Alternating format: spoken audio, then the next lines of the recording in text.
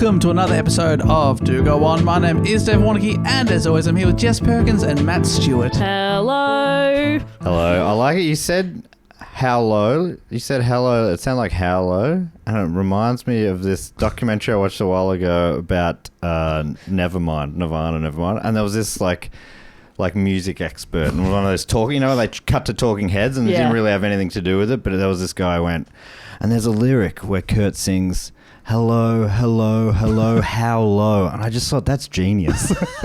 Whenever I hear that song, I'm like, that's genius. Hello, how low. How did he do it? How did he do that? I once saw a band live, and someone did that to me as we're watching the band.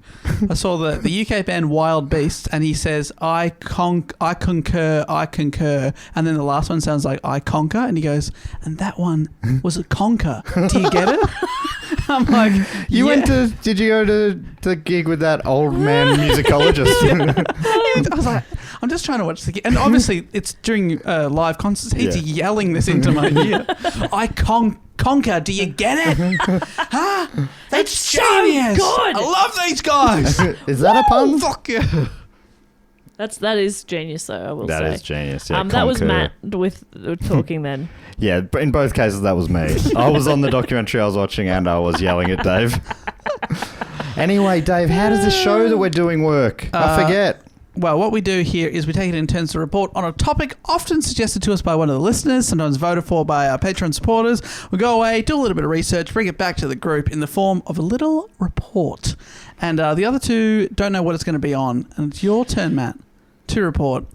Yes? I put my hands up because I had a question. Jess, yes? I've got a I'll question. go to Jess first here. Have you ever referred to it as like a podcast report to other people and they've been very confused by it? They're baffled. I don't think so. I had it once where I was talking to another comedian who had just started her own podcast.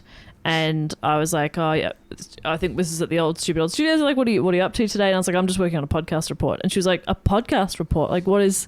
Thinking there was some sort of reporting you had to do behind the scenes when you had a podcast. Board. Yeah, exactly. I was like going through our facts and our stats. And I was like, oh, no, it's just what we call it, where I write the topic, I write the story for the show. Do you know how our pod works? Because I could explain that, but I won't do it well. And it was just a bit of a... And now I think about it all the time when I say I've got to go write a report. Yeah, I've got to go do my little homework assignment. Yeah, I've got to go do my assignment. That's exactly what it is. They're little homework assignments. Yeah.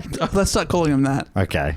Yeah, go on. Do your little homework assignment. I've got homework to do. This week it is Matt's turn to give us his homework. We'll grade him. We don't know what the topic is, and to get us onto the topic, he always starts with a question, which again sounds like we're doing some sort of classroom stuff. I had never heard of this topic, and I'm assuming you both haven't, but maybe you have. But because of that... Never assume with me. I've asked a sort of a tangential question. Okay. To Better the than topic. a tan rough question. Better than a tantric question. Sexy. My question is, what is the sixth of the 7 Catholic sacraments? I could have a go at this. Okay. Fantastic. 6 of the 7th. What's the... Yeah, I think they're sort of ordered. Well, yeah, but I would have just thought... looked this up is it just last before. rites? Well, I think that's that the the last 7th, one? yeah. Well, I thought... Yeah. Second last rites. What's before last rites? Because it's like baptism, first communion. There might be one in between there. Confirmation. Reconciliation. Oh, reconciliation. I think And then before. first communion. And then confirmation. So that's 4. And then there's like... Some sort of midlife crisis. Something about marriage. I've got this list here that doesn't feel right. Something about marriage is correct. Yes! Matrimony. That's what I think. I don't know. I'm just looking at this list now, and it's not even what I thought I'd copied down. So matrimony's number 6. Whatever the website I just copied it off was baptism, confirmation, Eucharist, reconciliation, anointing of the sick, matrimony, and holy orders. Anointing of the sick, right. But I guess holy orders, is that like being a priest or a nun? I don't know. Oh, I Whatever. guess so, It doesn't yeah. matter. This is very tangential. But I did all right. You did great. Great work. So I've done a few of them. The answer is matrimony or marriage, because this topic is chock-a-block with the stuff. Okay. So yeah, I figured you wouldn't know the name, or will you? Does the name Ethel Livesey mean anything to you? Yes. Fuck. Yes, Nah. she is my aunt. No. She is me. And I pull off my face mask. And we go, I don't recognise Ethel, so this doesn't mean anything. No. So this is intriguing. Well, it was suggested by Daniel Roberts from Wagga Wagga, who said, if you want another badass woman, you'll love it. Unbelievable story. We love a badass woman. Yeah, I'd find it interesting what he reads as a badass woman. Okay. But it'll be interesting to see if you agree with Daniel. By the end of the report, I want to see how much you agree with Daniel Roberts. Okay. Is she a badass woman or is she just a bad woman? Oh. I mean, I don't know. I'm asking the question. Yeah. That's a good question. Yeah. Man. It was also suggested by Bron Livesey, who's from Goulburn, where Ethel Livesey spent some time in the story briefly, who wrote, despite having an unusual surname, we're not related. Oh, that was just exciting. an absolute coincidence. That was exciting for a moment. Yeah, And now, I'm wondering boring. if maybe she is related and she doesn't even know it. Wow. All right, so we're going back to Sydney, 1945. Ethel Livesey was to marry Rex Beech. That's fake. Rex Beech. Rex Beech. That's great. Rex Beech is the real name. The press was dubbing it the Society Wedding of the Year. Oh. According to a book written by Nicholls, I'm going to mention her in a second, but this is from her book. She wrote, the book's called The Amazing Mrs Livesey, and it's really the primary and only source for this story. Okay. Nicholls wrote, outside the Australia Hotel, a crowd had gathered, hoping to catch a glimpse of the wealthy bride everyone was talking about. Hundreds lined Castlereagh Street from 7 p.m. on that warm, early summer evening. At 7:15 p.m., hotel staff rolled out the hotel's famous red carpet, and by 7:30 p.m... They were the first ones to do a red I like carpet. how, yeah. Well, no, their one was in particular famous. Yeah. That red carpet couldn't go out anywhere without being God, hassled. just wants to go get a coffee, can't do it. That shade. People go, oh my goodness. Yeah, it's got to wear a hat and Ooh. glasses. Is that the Australia Hotel red carpet? my goodness. Oh, la-di-da. By 7:30, the crowd had grown to enormous proportions, watching guest after guest file past in their finery. Ball gowns that hadn't seen the light of day since before the war. New gowns for those who could afford them, dinner suits, and many returned servicemen in dress uniform. The numbers waiting outside continued to swell as invitations were checked and guests were admitted. A Daily Mirror reporter would later write that many openly gasped at the splendour of the feast before them and the variety of expensive liquors on offer. God, see, there just aren't things now that would just take our breath away like that. We were talking about that, who was there? Hedy Lamar, and how people were gasped when they saw her on How screen. attractive she was. Yeah, right. yeah, her Which beauty was like, they were awestruck. I kind of laughed at that, and then I saw a photo of her later, and I went, Yeah, you did. she was really hot. Yeah. That's weird that I didn't think there were people that And hot you anymore. had, like, I've you seen Brad Pitt my gasped. whole life. You gasped and then like instant stiffy. Yeah. And that, I had a laptop on my lap. It's broken. But it wasn't on my lap any longer. Flew into the flew ceiling. off. It's gone. It's in space now. You remember that sound? Boy, Yeah. It was very embarrassing. What about food? Can you imagine someone lifting up the cloche and you going, oh, I reckon for me it would have to be like a human or something. Okay. Oh, It'd have to God. be It like- would be like a disgust sound? Like or? a head or something. You go, Yeah. What about like a really, really pretty dessert? Like a very intricately made okay. dessert, and they take it, and it's more of like a ooh rather Yeah. than a. I'm not What- shocked by it. I know there's something edible under there. Hopefully. What about an animal you previously thought was extinct? Right. Tasmanian tiger, roasted. That would make me gasp. Because Yeah. they killed the last one. Yeah, Come I'd on. be pretty upset. So Again. we found it. And now we're going to eat it. No one has tasted this animal in over 100 years. Chefs carved and waiters flooded around with drinks. The orchestra tuned their instruments for the wedding march, but at 8:45 p.m., Mr. Baden Johnson, the banquet manager, it's a fantastic title. Baden Johnson. Baden Johnson, banquet manager. That's good. Sorry, Good the job, bank Adam. manager. No. The banquet manager.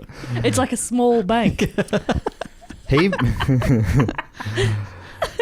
Johnson mounted the orchestra dais Oh. and addressed the guests, saying, "Ladies and gentlemen, Mumbo number 5. Sorry.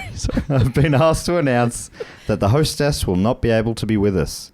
He stopped as gasps from the guests turned into speculative I don't murmurings. think people are gasping quite as much as we're being You told. don't understand. 1945, big year for gasping. Wow. A lot of smokers. Yeah. She would like you to carry on as if she were here. Enjoy yourselves, he said. Okay. And they did. They went, okay. They partied Alright. on. Apparently, it was unlimited French champagne, and they just... Just avoided eye contact with the groom. Yeah, who's just sitting in the corner Cheers to looking very you, buddy. sad. Thanks so much. You guys are paying for this, I hear. Still paying? You're still paying for this? Cheers. No, he wasn't there either. That's right. Just before the big event, it was called off. Livesey had been unmasked as a fraud. She wasn't who she appeared to be. The truth was she was Genuine. Australia's greatest imposter. She had over 40 aliases, had already been married many times over, and there was a long list of outstanding fraud charges in her name. This is the story of the amazing Mrs. Livesey. Oh, so it seems like her fiance Rex Beech really dodged a bullet there Yeah, I think that's fair to say. because, he didn't marry her. That's right. And as you're going to hear, many others did not dodge that bullet. Wow. A few years ago, this story was all but forgotten. That changed in 2013 when Livesey's granddaughter, Louisa Aichinger, caught up with an old friend, author Freda Nicholls. Aichinger told Nicholls she was struggling to piece together her grandmother's story, and before long, Nicholls was obsessed with the story. And then a couple of years after that, a book titled The Amazing Mrs. Livesey was released. That book has been my main source of information for this week's episode, and if anyone's interested in learning more, it's a fun read. I would recommend it. I both downloaded the ebook and the Audible book. Oh, good. And just read along with the voice. Yeah, it was like when I was a kid again. And they did have a little ring Yeah, to it says, turn "When the page. at the chime, turn the page." I wish it did. That would have been it's sick. so good. More things should do that, I reckon. Newspapers. That'd be nice. Yeah, so I know when I've got to the I end. just want to know when I turn the page. When? I've been stuck on this page for years. Ugh. All right, so here is the story of the amazing Mrs. Livesey. The woman now known as Mrs. Livesey was actually born Florence Elizabeth Ethel Swindles in Manchester, Swindles. England, on the 24th of September 1897. Oh my God, this is nominative determinism. Isn't that that's got to be one of the biggest nominative determinisms we've ever had, Yeah. right? And she's born in England. Yeah. Yeah, right. Manchester. The Swindles were a well-off family, or Were they? Swindells maybe. Oh, okay, yeah, that's how they'd say it. It's Swindell. I have not been able to figure out what this show was. I remember it from when I was a kid. I reckon it was a cartoon. And there was a guy. It's Weasel. Yes. What is that? It's just because you say it all the time. It's the other okay. reason I know that. I also know it from Matt only. If you know... Matt, explain the reference because I'd love someone to write in. So there's like, I think it's the bad guy, and he's sort of one of those hapless bad guys in a cartoon, probably from the 90s. And he would, his sidekick maybe would always go, "Right this way, Mr. Weasel." And he'd always say, "It's Weasel." I'm so sorry. I just gave you a moment of hope by saying know. you were like, Oh my yes, God, what you is it? finally Like, cracked no, the mate, code. you just say that a lot. It's Weasel. And it's definitely not the TV show I Am Weasel. Oh, that could be it. The show's called It's Weasel. But he was a cool character. The sad one on that was IR Baboon. Oh, that rings a bell. Do you remember that? Yeah. That rings no bells, which means I'm not going to turn the page. The Swindells were a well-off family and held plenty of status and power in the town, with her father Frank having made his money in cotton, and Florence Elizabeth Ethel Swindells, I'm just going to call her Ethel from now on. Yeah. She lived a very comfortable childhood. But with a world war around the corner, things were about to get tougher. According to Nicholls, Ethel was 3 months short of 18 when she married Alexander Alec Carter against her father's wishes. She lied about her age at the registry office, left school and home, and moved to the town of Eccles to the north of Manchester, where her new husband was working as a stationer with his father. The Great War had started in August the previous year, and Ethel later recalled big parties in the street and how the boys from the Manchester Grammar School talked of nothing else except fighting for king and country, with large numbers of boys and men signing up. They thought the war would last no more than a few months, and they were keen to be a part of it. But after a few months, the reality of war began filtering back, together with the lists of dead and wounded.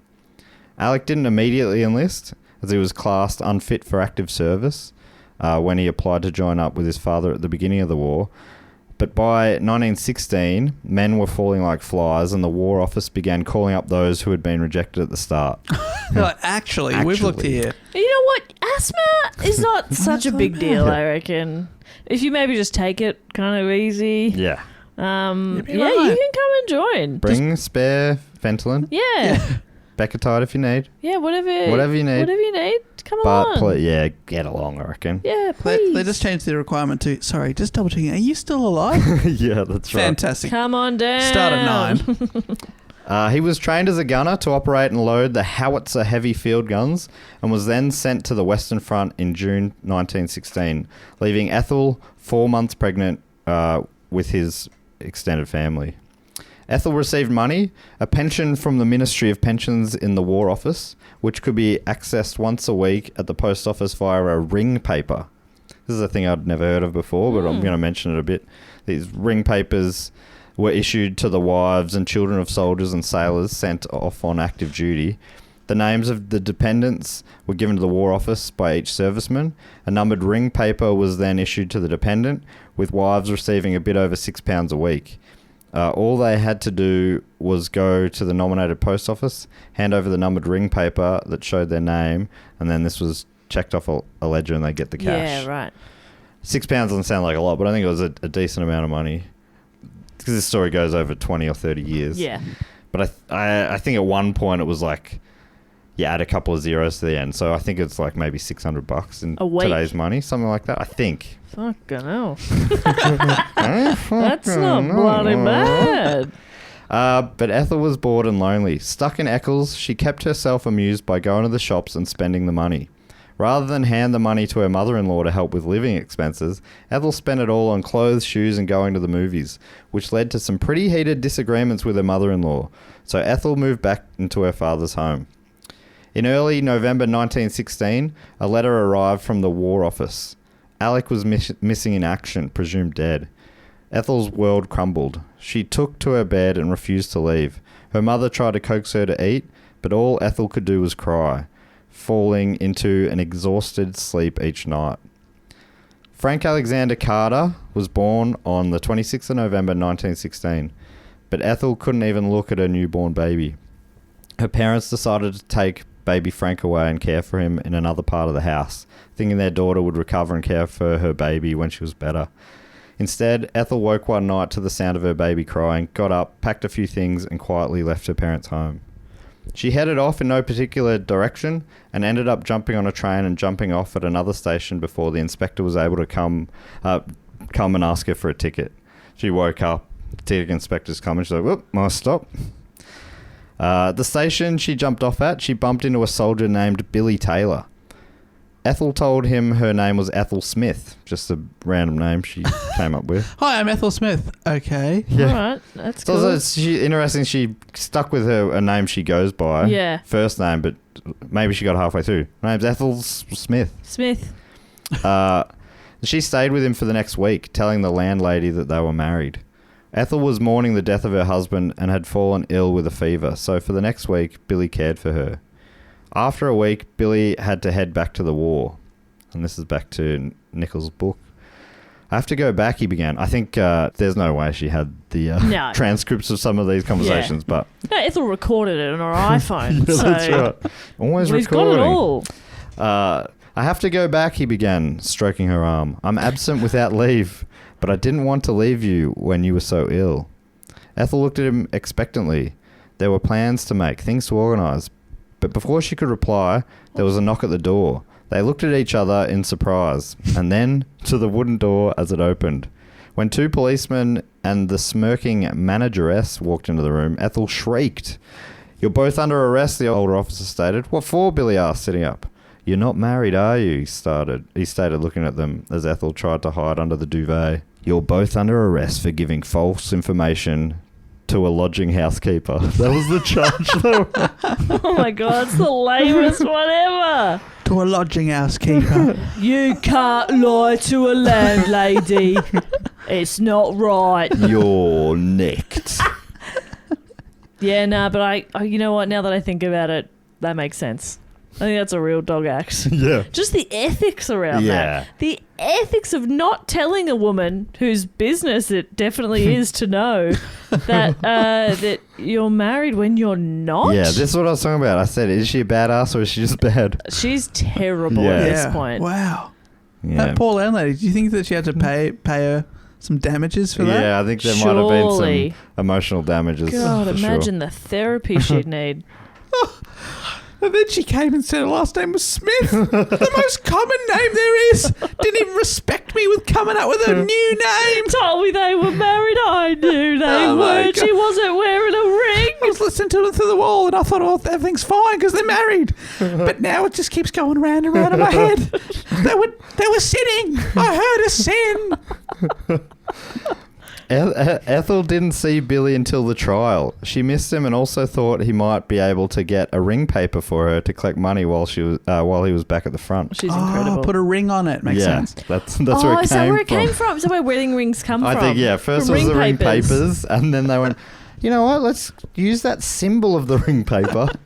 And first they were like, I don't know, yeah, like blue ringed octopus. We could give everyone who gets married a blue ringed octopus. Everyone gets an octopus. Oh, how But do you people started dying. How from do you the take care stings. of them? Yeah. You gotta have some sort of water. And then they eventually Sauce, settled on a finger ring. We all settled on a finger ring. So in the trial, it turned out, and this was news to Ethel, that Billy was married with children. Billy, you dog. You dog, you low dog. But to be fair, all he was doing was looking after her while she was ill, right? And to be fair, she's also married with a child. Yeah. Yes. So really he was just being a good person, and I suppose probably, you know, from being married with children, he's a nurturer. Yeah. I think they were boning as well. No. She's had a fever. Between the lines. Dick fever. I've got dick fever. I've got a fever for dick. Is it another one of the poetic licenses the author took? Made the characters real horny. Real horny. The next section is deeply erotic. Throbbing member. The police come in, but they're stripper police. Yeah. You're under arrest, Ethel. You've been a bad, bad girl. Ethel. You've got to think of the porn name for this movie by the end of the episode too, please, Dave. Okay. What did you call the episode? Well, the book is called The Amazing Mrs Livesey. Okay. But you're gonna have a few names of hers to work off. If one hits you better than that. Something in Swindles, surely. Something there. Swindles. Something like Swingers or something. I don't know. Not to step on your toes, Dave, please. Just someone for you to help brew. Yeah. Mull it Brew over. on, mull on. So this was news to Ethel, and she was pissed that she heard that Billy was married with children. Yeah. 'Cause how dare he? She's also married. Although she does think her husband is dead in the war. Okay. She thinks. So that doesn't count. Well, they didn't find a body. No wedding that ever occurred quite recently matters because he's dead. Fucking hell. Fucking hell, mate. Widows back then. Tell you what, not like they widow today. No, they'll wait at least a couple of weeks. But I think, it sounds like she thought their relationship was going somewhere. She thought it was going to ring papers and her getting £6 a week. Yeah, that's what she's annoyed. So what, now would she be Someone's getting £12? Well, maybe. She's annoyed that someone's already claimed that 6. That's what she's annoyed about. Yeah. Yeah, that's right. She's like, I'll split it. I'll go £3. She was his wife was in the courtroom, and she was obviously pretty hurt as well by all of it. Dog. So Ethel was so pissed that in the trial she turned on Billy when it was her turn to tell her side of the story to the magistrate, telling him that Billy had hoodwinked her She was convincing as she was let free, while for his crime of lying to an innkeeper, No. Billy was sentenced to 6 months in jail. Fuck, imagine if he was sentenced to death or something, though. But still, this is during a time where they're so desperate for Yeah, I soldiers. know. They're like, actually, this. Honestly, I'd rather let Hitler win than you go unpunished. I think that was kind of the vibe. The judge is like, you're not worthy of being out there as cannon fodder. Yeah. He's like, oh, thank God. Yeah, honestly, 6 months in prison or go to war. Bit of a chance to work on yourself. I'd be going to prison. Do some reading. Don't have to do any cooking. Or, like, I don't have to vacuum. Don't have to do the groceries. Don't have to shoot at You a don't stranger. have to do that at war either. Okay. Yeah, all those things you described are benefits either way. Yeah, but then there's a lot of like sleeping outside and trench foot and stuff, and I don't want to do that. Oh yeah, you're thinking World War One as well, probably, because that's the relevant one to this story. Surely they were still getting dysentery in World War Two, weren't they? Yeah, Shitting themselves. that's true. I don't want to shit myself. If I have the choice Yeah, of shit yourself or not shit yourself, shit yourself or get shivved yourself. I take the risk of getting shivved, to be Yeah. honest. I'm pretty big. I reckon in a women's prison. Yeah, you'd kick the shit out of quite a lot of people. I think in any I don't prison. think they'd fuck with me. I think you'd be the one shivving. Yeah. I'd do some shivving. Get ready. What is it?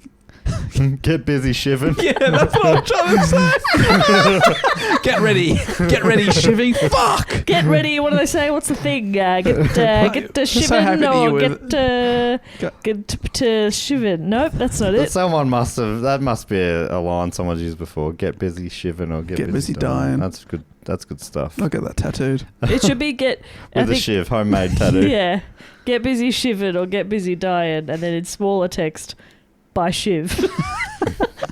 Shiv or be shivved. Yes. Oh, that's good. That's more succinct. And it's a picture of Shiv from that show where there's a character called Shiv. Yeah. This is just my cousin Siobhan, who we call Shiv. That show where the main guy always says, "Fuck off." Succession. Succession, thank Haven't you. even seen it. Again, it's because Matt. of his impression. Yeah, you're so good at it. God, you're good, Matt. It's so good, even though you don't know the other side of it. Like you hear him saying it, you're like, huh, that doesn't even sound like the same words. Anyway, so quickly putting it behind her, this whole ordeal. Just let Billy go to jail for lying. Well, I think she helped put him there by saying he did it. He got me hoodwinked. I think it was the word she used. So then Ethel headed to the resort town of Blackpool, which she had fond childhood memories in. Around 2 weeks after leaving court, she met Corporal Raymond Ward while he was on rest and recreation leave from the war. The two married the following day, just before he returned to the battlefield. Okay, she's pretty keen to marry. She must be hot. Or just like really charismatic. Or there just weren't many women options around. Or like tomorrow you're going to war, probably going to die. Yeah, so why would you get married? Well, it's one way to guarantee a night with someone else, Okay. which is the reason I got married. Yeah. Any day now. Is that like you don't want to be a virgin in heaven or something? Oh, imagine going to heaven and having to go to like the Virgin Bar. Be sitting with Mary at the breakfast buffet. Mary's like, hey, Because finally. that's actually how they sort you. Yeah? Yeah. By how many fucks? Yeah. It's pretty lame. Dave will be at the other end of you and me. I'm on 10,000. No, 10 million.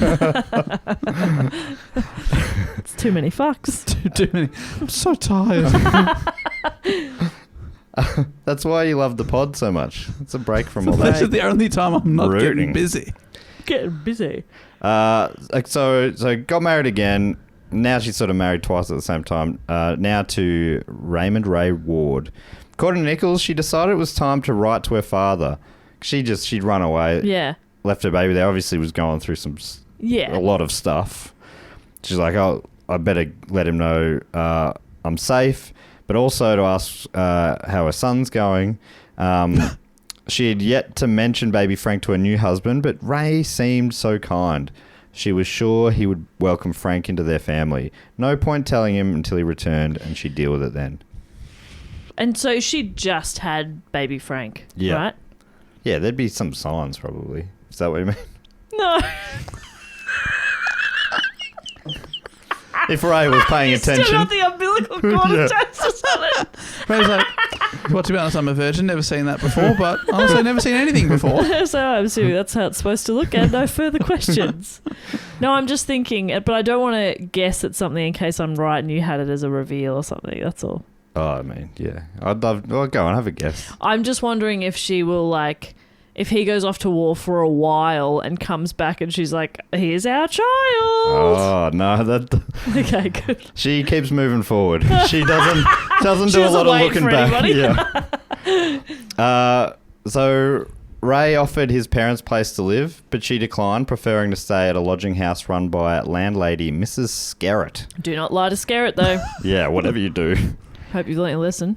So she didn't really want to bunker in with her new husband's family. She's really non-committal, isn't she? Yeah, well, just Quick wants to to- marry, but Preferred it. Yeah, it's interesting, isn't it? I won't be spending any time That's getting to know probably the family. because she'd have to turn... Would you think she'd have to turn up with child? Or is she still happy with the No, child? being that with she them? hasn't. She Oh, hasn't she gone to should- collect the child. She should have gone then. Yeah, reckon? especially because it would be free, basically. Free rent or Yeah. whatever. Whereas she's gone and now she's having to pay rent, but she does have a ring paper Yeah. from Yes, and I suppose from husband Ray. the last in-laws she fought with a lot. Yeah, so maybe she's like, I don't want to repeat that.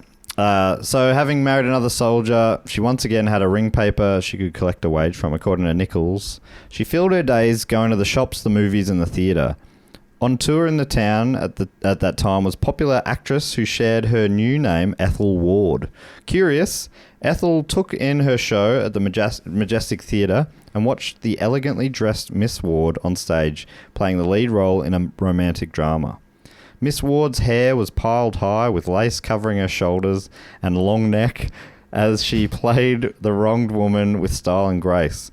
Ethel felt that that it was her up on stage. She felt like I'm here watching me. Oh, Ethel. It was her drama, and she was watching it all unfold. An innocent woman scorned by a cruel man, in her case, Billy. I don't feel like Ethel was all that scorned at all. Was she that innocent? They were just hooking up at the station. Yeah, I believe she also didn't tell him about her child and that she had a husband who... But she's like, you fuck. Yeah, you absolute fuck. Sounds like they were just hanging out. Yeah. Both She probably was trying to forget their troubles. She was a bit sick and he was making her feel better. Yeah, if it you is. know It what I is mean.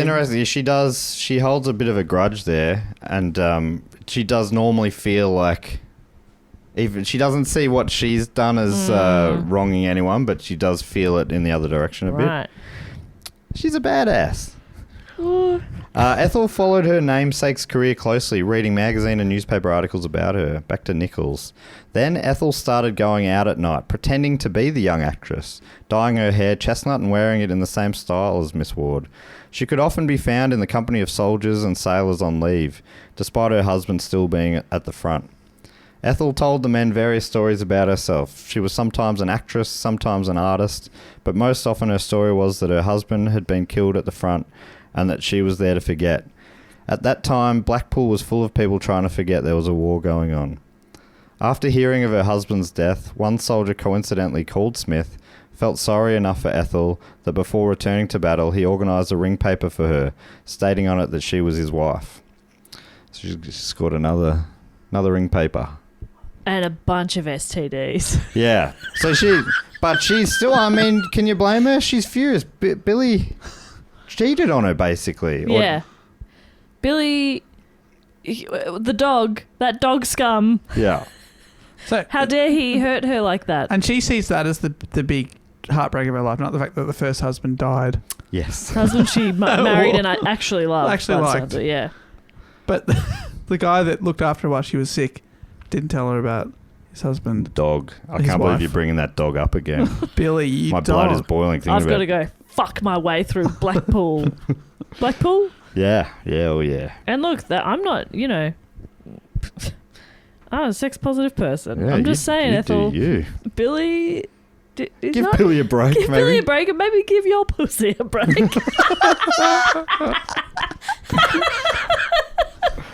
You're no better than him because you're lying to a bunch of men.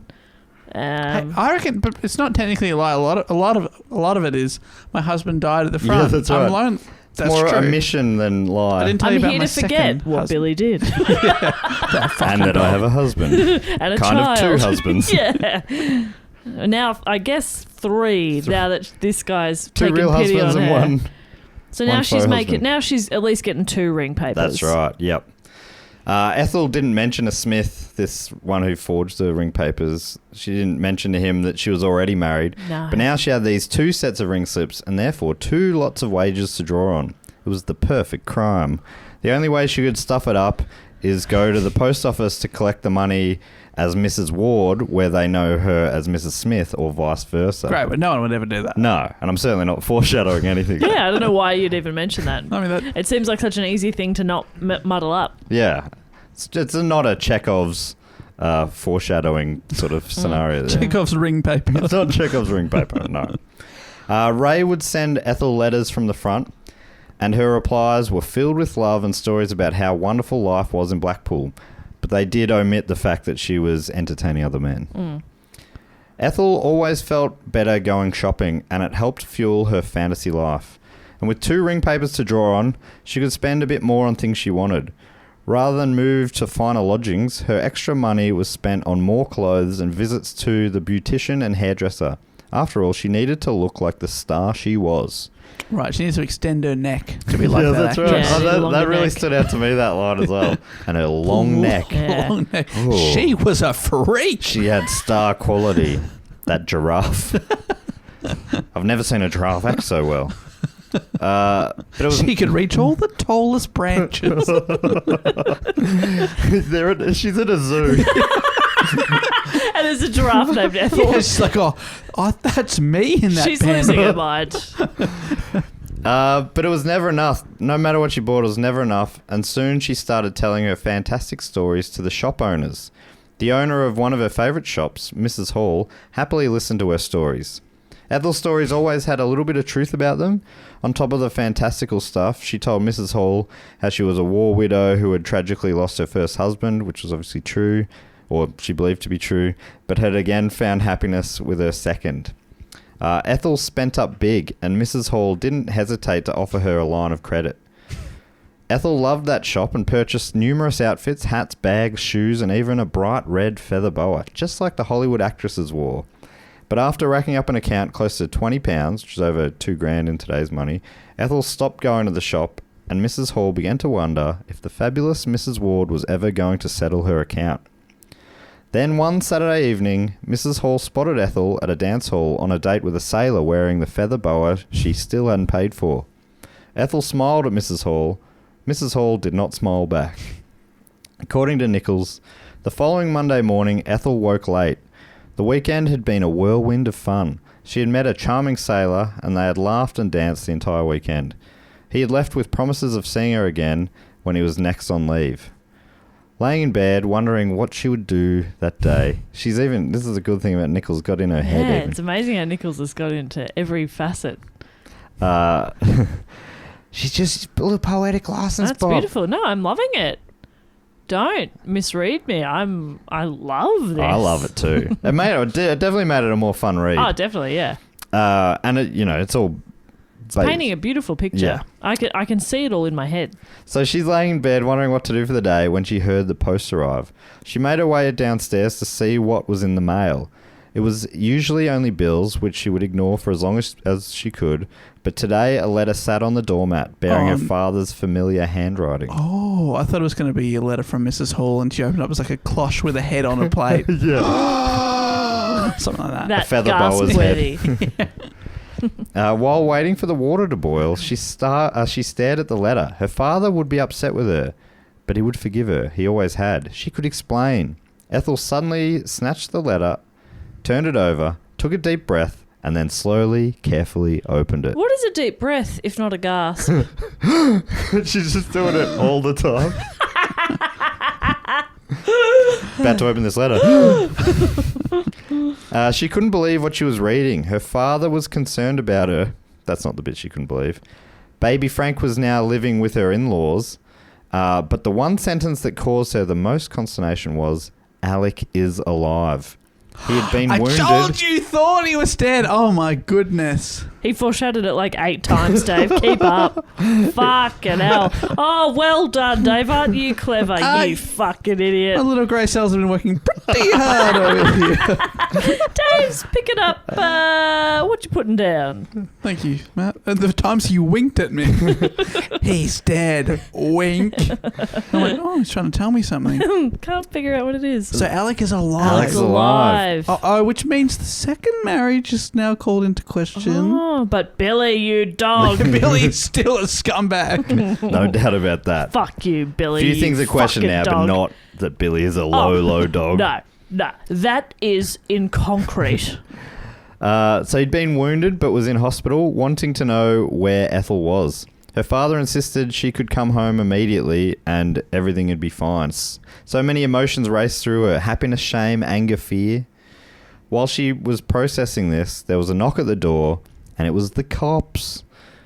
They were there to arrest her for obtaining goods under false pretenses from Mrs. Hall. Oh my no. God, Ethel. According to Nicholls, Mrs. Hall stood in court and told the story Ethel had given her, finishing her evidence by recounting the shameless behaviour she had witnessed at the Blackpool ballroom. Ethel's landlady, Mrs. Skerritt, geez, the landladies back then would dog you as well. Fucking hell. So yeah, now they'll just dog you in their bloody rent prices. Am I right? So firstly, Mrs. Hall's like, this is the sob story she gave me. Her husband was at war, but then I saw her with some sailor at this ballroom wearing the stuff that she hadn't paid for. So she's saying that all in court, and then Ethel's She's slut shaming her. Is that what you thought? Yeah, Well, that's what it feels like. That does sound like that. Well, otherwise she's just saying I saw her out wearing clothes that she bought from my shop. Like, that's not the big deal. It's that she's with the sailor. I think what she's saying is her story's bullshit. So she told her this story that meant that she gave her this line of credit, and she's like, no, she's a liar, and she hasn't paid me. So her husband's away. Ethel will play. And then I saw her out, but you can't go out without your husband. If your husband's away, you can't go out. Oh, that's true. I mean, She's slut shaming. She was saying, I guess she was saying, back then, extramarital affairs weren't as cool as they are now. Yeah, now it's cool. If you see someone cheating on their husband, you're like, yes. Now yes, I'm like, hey. Get it. You say something like that. Yeah, get it, girl. Yeah. And I say, like, I don't know the ins and outs of their marriage. Who am I to define what their marriage is? Who knows what Ray is? Ray's probably like, go. Maybe he's in on it. Maybe Have fun with it. sexy to him. Yeah. Oh, maybe that's Ray dressed up as a sailor. That's fun. Role playing. You got to keep it fresh. Yeah, maybe they often just put all their ring papers in a bowl and whoever they pick out. Whatever. Who am I to yuck their yum? Yeah. Well, I'll tell you who, Mrs. Hall. Oh, she should have said, she hoodwinked me. Yeah. In the movie, they'd say that, and Ethel would be like, that's my fucking line. How fucking dare you, Mrs. Hall? Now I've got 2 enemies, Billy and Mrs. Hall. And now Ethel's landlady, Mrs. Skerritt, Oh, Skerritt. who stood up and happily told all about Ethel's vast array of beautiful new clothing and costume jewellery, and most damningly, men staying at her establishment in the company of Mrs. Ward, who's now Ethel. Yeah. Her arrest had made the evening papers, and everyone in the crowded courtroom seemed to be staring at her, which makes sense. Well, yeah, that's the reason they're there. Yeah. She's on It's the crazy. That's a bit rude. They're all staring at me. Can I help you? Is there something on my face? Take a picture, it'll last longer. That's where that phrase comes from. Why does the jury keep looking at me like they're judging me somehow? And this judge? What are you doing? Stop staring at me. So Nicholls goes on saying her world was closing in. She felt so let down by Mrs. Hall, Mrs. Skerritt. Yeah, by women. And even her own father, which I'm not sure how she felt. How's that his fault? I don't know. I can understand her being dobbed in by Miss Skerritt. That would would that's feel frustrating. shit. Mrs. Miss Hall, Hall, you're like, well, I did steal from you, but still. Bit of a dog act. But then her dad. I'm all mad he's at you, done is- Dad, Yeah. for writing me a letter telling me my first husband's alive. And saying, please come home. Come we home love you. because you've abandoned your child. And what did he say? It'll all be okay. It'll all be fine. Fuck you, Dad. He's like, through all of it, he's so supportive. You'll see that as the story goes on. I feel like she's the kind of person that just blames everyone but herself. Wow, Dave. Wow. Wow. Matt, if I could speak for both of us. Yeah. Wow. Yeah. Wow. I'm pretty perceptive, as you saw before with the... I knew that the husband was alive. I knew it! So many times he said presumed death. So many times. No, I only noticed once. But that's all I needed. I only need one clue. I don't need 10 like Jess over here. You're pandering to her. First one you do, I'm like, lock that away for We're back later. at the zoo. Here we go. The case wasn't looking good for Ethel until the judge announced that her father-in-law was going to pay back the money. What? So this is Ray Ward, her husband. Yeah. His dad Said, heard "I'll about pay the it." story, and he's like, this is bringing shame to our family. It sounds like he's doing a real good thing, but as soon as he talks to her, he's like, you've brought shame to our family. Yeah, get the fuck You out. Come with me. I'm paying your money. You'll come with me, sort of thing. Wow. I'm going to keep you on the straight and narrow. But at first she was confused, thinking, wait, was that Alec Carter's dad? That's who, when she thought her husband, she thought Her first husband. But no, it's her second husband. Oh my God. You know When whose she'd dad, forgotten she had two do you know whose dad husbands. is not? Billy. Fucking Billy. Yeah. 'Cause Where's Billy- he? Yeah, Billy's... Where's Billy's dad? Billy's dad Not only dogged is me. Billy a dog, hey, apple doesn't fall far from the tree. Where's Mr. Billy? Yeah. Hey, where's Billy Senior? Son I bet of a he's dog. cheating on Billy's mum. Yeah, for sure. Learned Couple behaviour. Come fucking on. dogs. Fucking dogs. The Where- Billies. Probably at the pound where he belongs, that sick dog. So Ray's father bailed her out, and like I said, he's like, all right, you're coming with me now, though. The magistrate then sentenced her to a 2-year good behaviour bond when maybe she would have otherwise served time. Okay, wow. Um, Just don't lie to landladies. Exactly. Shit. You don't lie to Mrs. Scarrett. So because Mr. Ward was saying, you've brought our family's name into disrepute, you're coming to live with us now until Ray's back, Ethel had other ideas. She said, all right, before I come over, I've just got to pick up some stuff from my apartment. So they went to her apartment, and she shoved things into her bag and then fled. Yeah. He came into the room. She sort of hoodwinked him. Yeah. Hey? Oh. Maybe she learned that from Billy. Yeah. And she went down to the station holding a stuffed bag, and she bumped into a man named Get Fred Lee. fucked. Are you kidding me? What's his name? Fred Lee. Fred Lee. Train stations are just the place to Yeah. hook up. Yeah, real horny in the 40s. I definitely, or every whenever this time was. I'm at a train station, I'm like, Teens. bunch of people here, I want to fuck. Yeah. I love when a stranger talks to me at a Yeah. train station. Yeah. And You they think- all smell Yeah, good. they go, Oh. here we go. Yeah. Remember, there was an old free newspaper that had MX. bumped into you section? Yeah. Hey, just in case, I bumped into a guy with a red beard. All made up. Every time I was reading it, I'm like, oh, yep. Here we go. Here we go again. I remember being quite disappointed I was never in that. Nobody was like, a girl on the Glen Waverley line, you took my breath away. Never. I gasped. So she bumps into this guy, Fred Lee.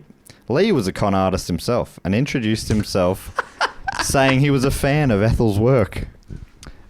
He was an odd kind of fella. So it got a little bit of coverage in the newspaper, and he's like, I like what you did there. You hoodwinked him. Amazing. According to Nicholls, there must have been something about Fred Lee, because despite him being a bit odd, Ethel stayed with him for a few months and worked at an illegal gambling establishment he was running, a place called the Casino on Pleasure Beach. Pleasure Beach. Yeah. And it was illegal, so they obviously had to name it something that doesn't point to what it is. Hiding in plain sight. Casino. Well, obviously, that's not a casino. That's going to be a coffee shop or something, I assume. It was straight out of a movie, though perhaps not as glamorous as she would have liked. Ethel's main job was to assess the punters, size them up, check out how much cash they had on them, and if she thought them a light touch, invite them in for a game of cards. What started off as a convenient place to stay and earn money quickly turned into an opportunity for her to learn how to cheat at cards and fleece servicemen out of their pay. So she learns how to cheat at cards here. Foreshadowing. She was playing the... Dave? Yeah. That Dave. was for Jess. That wasn't for you. Yeah, no. Card shark. I'm all over it. I've got that written down in my little pocket book over here. I need a few more hints. She was playing the role of a femme fatale. and reveling in it. As well as the money she earned with Fred Lee, she was still drawing on 2 ring papers as Mrs. Ward and Mrs. Smith. She enjoyed dressing up, disguising herself, wearing wigs and heavy makeup. She did, however, avoid distinctive clothing that stood out, worried that maybe Mrs. Hall or someone else would recognise her. No more red feather boas. Yeah, that's right. Yeah, that was a bit too bold, I think. She was managing just fine until she turned up at the post office where she was known as Mrs. Ward and presented the puzzled postmistress with the ring papers for a Mrs. Smith. Hang on a second. I think Matt might have said something to that effect earlier on. He did. Realising her mistake, she grabbed the ring paper back and left the post office as quickly as she could. I've forgotten who I am. Goodbye. Good day. She had stuffed up, and that sweet gravy train was coming to a halt. Oh, no. Oh, my God. Fred Lee told her to chuck out the Smith ring paper as she didn't have a marriage certificate to back it up, and then she went to London to lay low. Staying with Fred Lee's mate, Ernie Stevens, she was now going by the name Ethel Stevens. Oh, my God. Apart from when she was picking up her remaining ring paper payment, then she was obviously Mrs. Ward. Whilst in London, Ethel went shopping and found a great hat she really wanted but couldn't afford. She started spinning a tale to the shopkeeper, but accidentally switched her name from Mrs. Stevens to Mrs. Ward mid-story.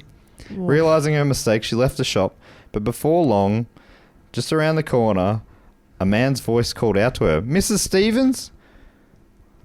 She didn't want to turn. She's like, what's going on here? And they goes, "Or is it Mrs. Ward?" She turned to see a policeman. The shopkeeper had narked. What? Like, what the... Who the fuck are these shopkeepers who just... They just... Oh, my God. The scandal. I understand the Mrs. Ward, the Mrs... whatever her name was, who she owed $2,000 Totally. to. Oh, Mrs. Yeah. Hall. But the person who's like, I was about to try and scam the government out of a few £100. Yeah. Or Yeah. you're a hat. You sell hats. You're a hat. You're a hat. Let's say you're a hat. You're a hat. And you No, hear, that's right. Sorry. Yeah, this was the hat one. Sorry. Yes. All you've You're a heard, hat. you're a hat. You're on the shelf. You think, oh, this lady's going to take me away. Might live on her head. But then you hear she's got 2 names, and you think, I'm going to call the police. Yeah, that's right. It What the didn't work. fuck? That's the thing. It didn't work. But also, like, What's the crime? what's the crime? The crime is Having 2 names? Yeah, telling a succulent story. set What if of she names? just Poorly got telling a lie? married and she wasn't used to her new married name yet? that's true. Why are you jumping straight to fraud? But unfortunately, she was busted, and the cop What? searched her and found the ring papers of both Mrs. Ward and the fraudulent Mrs. Smith one too, which she hadn't thrown out despite Fred Lee's suggestion. What? Oh, So if she didn't have that paper on her, Yeah. it would have been like, it just gave, apparently was enough of a reason at the time for the policeman to search her, and that got her in trouble. So she was going back to court. Oh and my in God, court, Ethel. various post office workers who had paid out money to Ethel using the different aliases testified, as did a policeman who said Ethel offered sex in exchange for destroying evidence. Ethel. Apparently fraudulent use of ring papers was on the rise, and the magistrate wanted to make an example of her, and he sentenced her to 6 months hard labour at the infamous Strangeways prison. Have you heard of Strangeways? Strange Ways Here We Come is the name of An album by the Smiths? the Smiths, yeah. That's right. So yeah, apparently it's often referenced in British pop culture. There's also a song by Deep Purple and a poem by John Cooper Clarke. Anyway, so she's in the big house for the first time. Wow. According to Nicholls, 300 women were housed in 4 wings at Strangeways, the notorious home of murderers and Irish political prisoners. Ethel was in there for swindling a few extra dollars, not killing anyone. To her, it all seemed very unjust. Yeah, well, get ready, shivin', as they say. As they say, get ready shivin'. But Dave said before, she's like blaming everybody but herself, and now she's like, it's not fair that I'm in here. Yeah. That person murdered someone. All I did was a lot of fraud. Yeah, that's right. So, Strangeways in Manchester was cramped, dark and damp, and her stint there was the lowest point of her life. The other female prisoners were horrible, the wardens cruel, and the work monotonous and hard. I like complaining about the work in prison. The work. Oh. The hard labour I've been sentenced to is hard. It's monotonous. I can't get a promotion. I'm constantly overlooked. I'm certainly not being rehabilitated. No. If anything, this is just a bloody criminal factory. This is habilitating me. 6 months later, she was out again and working with Lee once more. According to Nicholls, Fred would introduce her to poor blokes straight off the Western Front. She'd charm them and tell them she wanted to marry them, then ask for money for wedding clothes and an engagement ring before finally disappearing, leaving the men wondering what had happened. Fred would look out for her and they'd split the money. It was pretty brutal. That's great. Yeah. So they're Pretty always, badass. they're always on a badass. date and there's just a guy watching them. Yeah. Yeah. Oh, don't worry. He's with me. It's all good. He's like, all right there. He's like, All right there, love. don't worry about me. I'm a con man. Oh my God. Have you asked him for the money yet? Just your friendly local con man. Want to pick a card, sir? At the end of the war in 1918, she finally decided to head home to face the music. Ethel told them she'd been working with the Foreign Office as an undercover spy. That's what she's telling her parents. God, that's good. Journeying into France and Belgium incognito as a commercial traveller. Her story was padded out with details about different places she had heard about from the returned servicemen she'd fleeced in London. Street names, famous places, vivid descriptions of war-torn lands. So she's just sort of like taking in all the stuff as she's... She's a sponge. So, yeah, what's your favourite street in Belgium? Great. Mine's a scientist. Avenue. Yeah, all the scientists avenue. A lot of great architecture on that avenue. Her dad was stoked to see her again and proud of her stories, while her mother was having none of it. She couldn't understand why her daughter hadn't come back sooner to see her first husband return from war and her son. She's like, you thought he was dead and he came back to life and you haven't even... Come back. You haven't come back to... And then there's her husband like, hang on, why are you referring to me as your first husband? Yeah. She's also spent no time with her kid. Yes. Like, got annoyed that a baby was crying and just left. Never came back. Yeah, and seemingly not really even that curious about him. Yeah. That sucks. Ethel told her mother that she would go visit Alec right away. Her dad asked if she needed money. She said she did. She took some cash from her dad and left, saying, "Oh, I'll go visit Alec, I'll be right back." But instead of heading to Alec's, she went back to London. She quickly spent her dad's money on fancy clothes. Within days, she met and married returning soldier Al Spurgis. What? And they partied together, celebrating the end of the war. But when her new husband's finances ran out, she left. Nicholls continues. So that was it. That was a quick marriage, that one. Wow. Ethel was on her first outing in another new outfit to celebrate the last of her father's money when she met Captain William Thornton. Oh, sorry, that's only the start. Captain William Thornton Norman Giblet. Giblet is such a fucking great name. Giblet. Oh my God. Captain Giblet. Captain Giblet. That's so good. He was Billy Giblet. Billy Giblet. Oh my God, Billy Giblet. That's a rock star. That's very good. Billy Giblet was waiting to be sent back home to Australia. Tall, dark, and handsome. Billy Giblet, or Norman Giblet as he went around, but missed opportunity to me.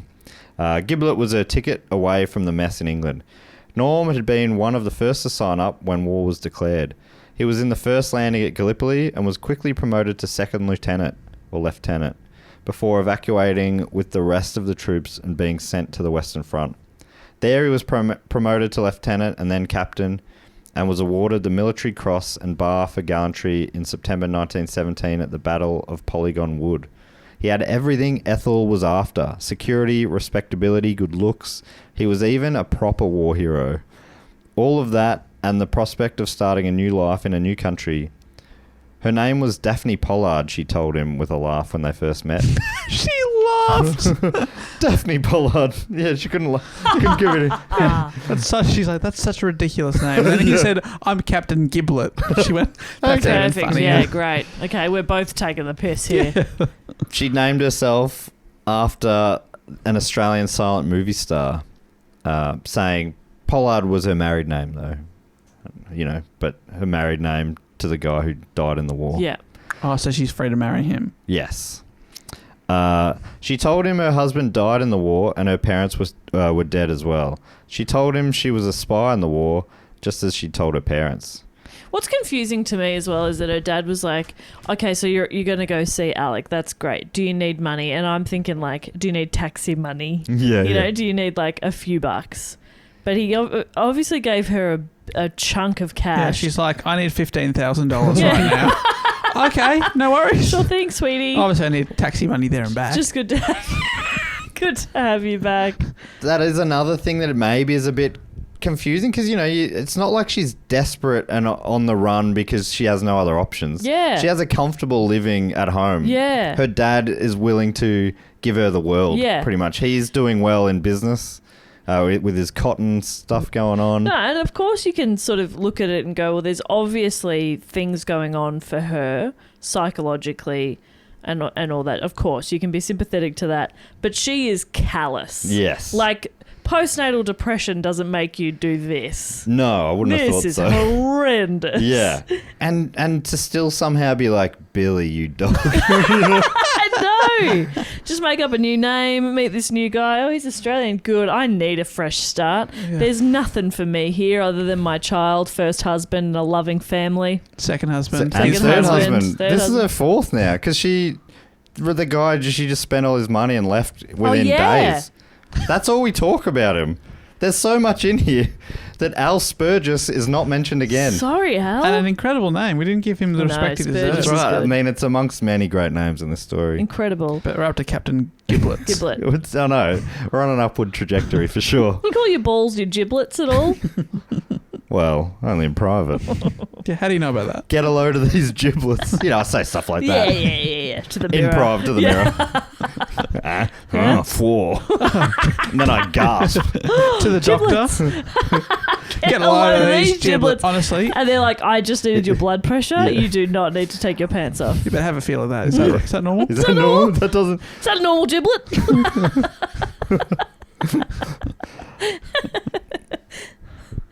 So now the war was over. She told Giblet that she was uncertain what she would do. Captain Giblet fell for the eloquent, brave war widow and her story, and when she suggested marriage, he happily agreed. It was time to celebrate life after the war. They married in England before setting sail for Sydney. Oh, that's fun. In Australia, where Ethel began her life as Mrs. Daphne Giblet in a weatherboard house Norm built for them. According to Nicholls, Ethel really wanted this marriage, this new identity, this new shot at life to work, but she wasn't prepared for how dull life would be in the outer suburbs of Sydney, especially as Norm kept a tight string on their finances. She's like, perfect life, apart from the fact that I'm used to she's very used to freewheeling lifestyle. Yeah. So all of a sudden being in another country in the suburbs and, I guess...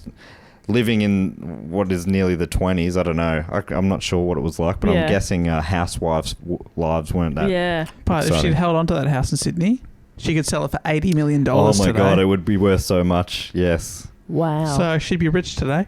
Just an idiot. Just saying. Stuffed up there. Stuffed it. Eventually, Ethel convinced Giblet that life in the Sydney suburbs wasn't for her, and he rented an inner city apartment for her to live in, and he visited her on weekends.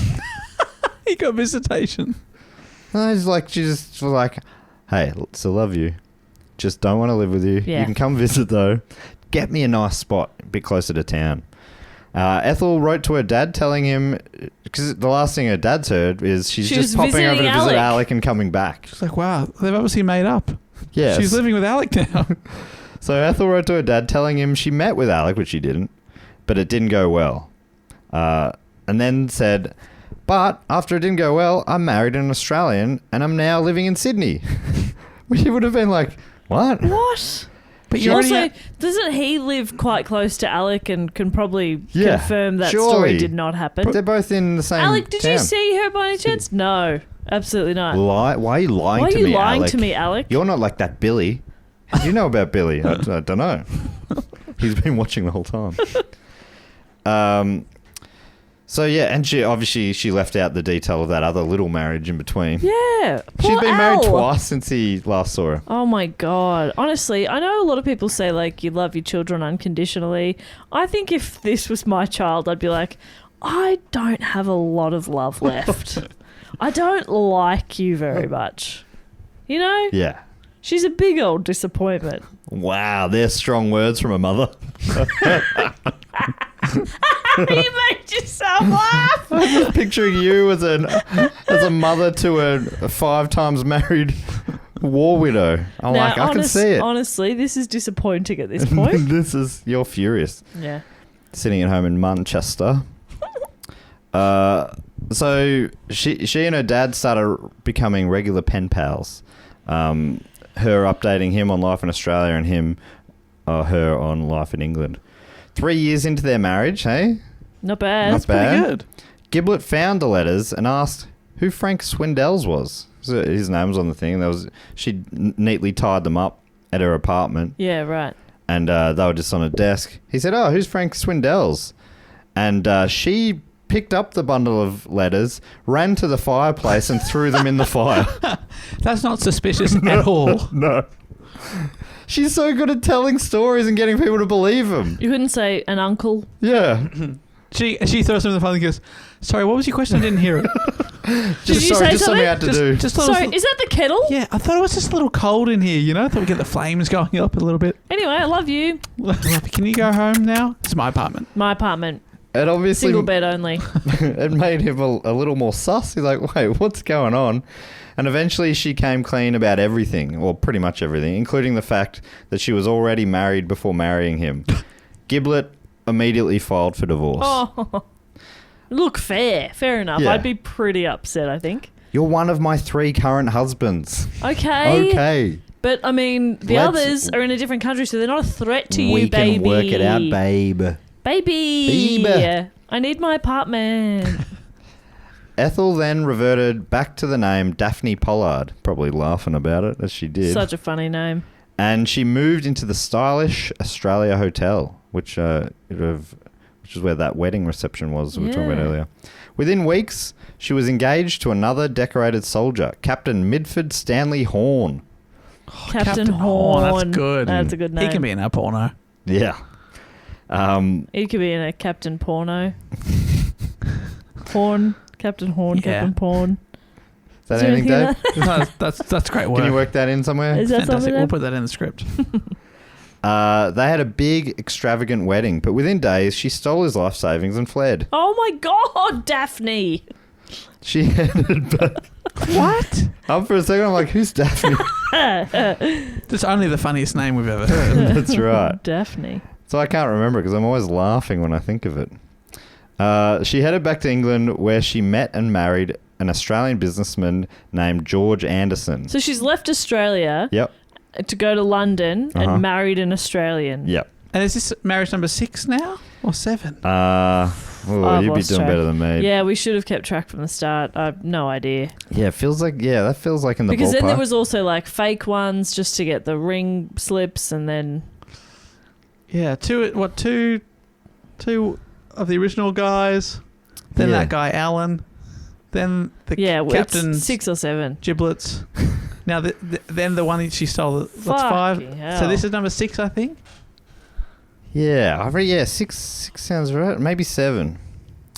So she's now with Anderson, and then 6 months into their marriage, she had a baby from one of her relationships back in Australia, naming the child Frank. Again. So, wait. Okay. She's named both children Frank. Yes. There are so many names. Her dad's name's Frank. So she's just naming all of her kids Frank. It seems like that, or she's just like, that first one didn't really count. She just doesn't really think about it. Oh my God. It's one, yeah. So 6 months into a marriage, she has... 6 months into meeting him. Okay. Is he like, 6 months?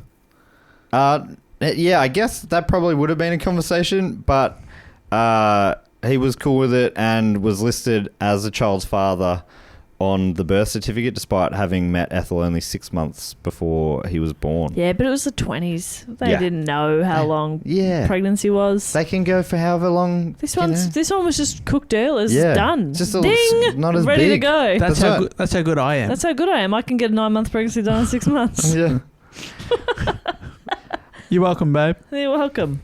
The following year, the young family sailed to Shanghai. So I'm trying to think. So she's currently, what was her name? Anderson? Yeah, no, Daphne. Is she still Daphne? Anderson. Yeah, And so, but she's stolen the life savings of one of her ex-husbands, Horn. Captain Horn. Oh, wow. So she's got money now as well. She spends it as soon as she gets it, pretty much. Fuck. She steals a lot of money and just spends it real quick. What's the point? Save, put 30% aside, Daphne. She hasn't read The Barefoot Investor, I don't Have reckon. you not? You've got buckets, right? All you want to do All right, is... you're putting it all in the splurge account. Yeah. What you need is a bit of a rainy day Yeah, situation. you need that rainy day. It's wild how much, that's just people know those sort of things. Yeah. That's, at least in Australia anyway. I mean, I've read The Barefoot Investor. You've read The Barefoot Investor? I've skimmed it. Okay. So they sailed to Shanghai. Shanghai in the 1920s was going off. It was not like China you think of today. It was metropolitan and party time, jazz bars. So you're like, not the China you think of today, Shanghai, one of the largest cities on earth. Yeah. 25 million people. It was more of like a city. Yeah, it was a place. I know what you're thinking. You're thinking tiny little fishing village. Nah. None of that. The 20s, big old city. And Ethel was living her best life, partying at cocktail parties and in smoke-filled nightclubs. How old is she at this point? Well, what are we up to? The 20s? She's She was born in in 97? 97, so yeah, in her mid-20s. Mid to late 20s, Yeah, I guess. right. She's lived quite a bit. Yes. First marriage at 17? That's right. Oh, that's yeah. right. Seventh yeah. marriage at 25? Yeah. I know, and I forget that some of these marriages are incredibly short-lived, and there's not much of a courtship. So yeah, she's packing a lot in. She's not a big courter. While there in Shanghai, Ethel got pregnant again and headed to England to have her third Frank. son. I wish. She went for something different this She time. did. She went William Basil Dwight Anderson. It's pretty great. Oh, And sort of became more known as Basil. Basil. She then sailed back to Australia to meet her husband, George Anderson. And after a long trip, she was angry to find that he wasn't there to greet her. She'd been hoodwinked. He bailed on her. No. Yeah. This is Billy all over again. Yeah, she's been just as Billied she again. learned to love Yeah, that's again. right. She finally let someone in after Billy had broken her heart And he didn't turn up. into a million pieces. And then this guy, whose name I've forgotten, George Anderson. George. That's why. He's no giblets. There's no fucking giblets. George Anderson. I had a microsleep when I say his name. Yeah, yawn. But so she's like, great, he'll be here to meet me with holding the sign saying my name, even though I'm his wife. Yes. And she's and just we're had gonna their start child? our life here. Yeah.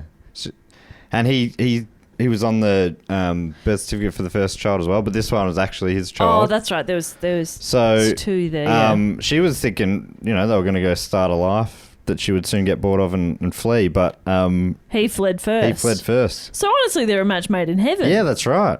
They could chase each other around the globe. Beautiful. If you flee first, they can't flee you. Yeah. I've That's always- so true. Yeah, That's how you protect yourself. That's why I always flee. Never get hurt, you hurt others. That's right. That's why I punch everyone I meet. Straight in the giblets. You do. Punch first or be punched. That's why you're king of the prison yard. Yeah, that's right. According to Nicholls, Ethel was heartbroken and angry. A man had made a fool out of her again. Uh-oh. Oh my And she had nothing to God. show for it. But two young Two children. children. Yeah. Oh! Well, I mean, that's why this one is that, like, she's not normally. Well, I mean, she is stealing all their money. I was like, she's leaving them, but she's not. She is sort of She's taking their all their money. life She's savings. lying to them. Yeah, okay. Most of the time, they don't know her actual name. Pretty badass. She's pretty badass. I'm getting a tattoo of this bitch. She's my queen.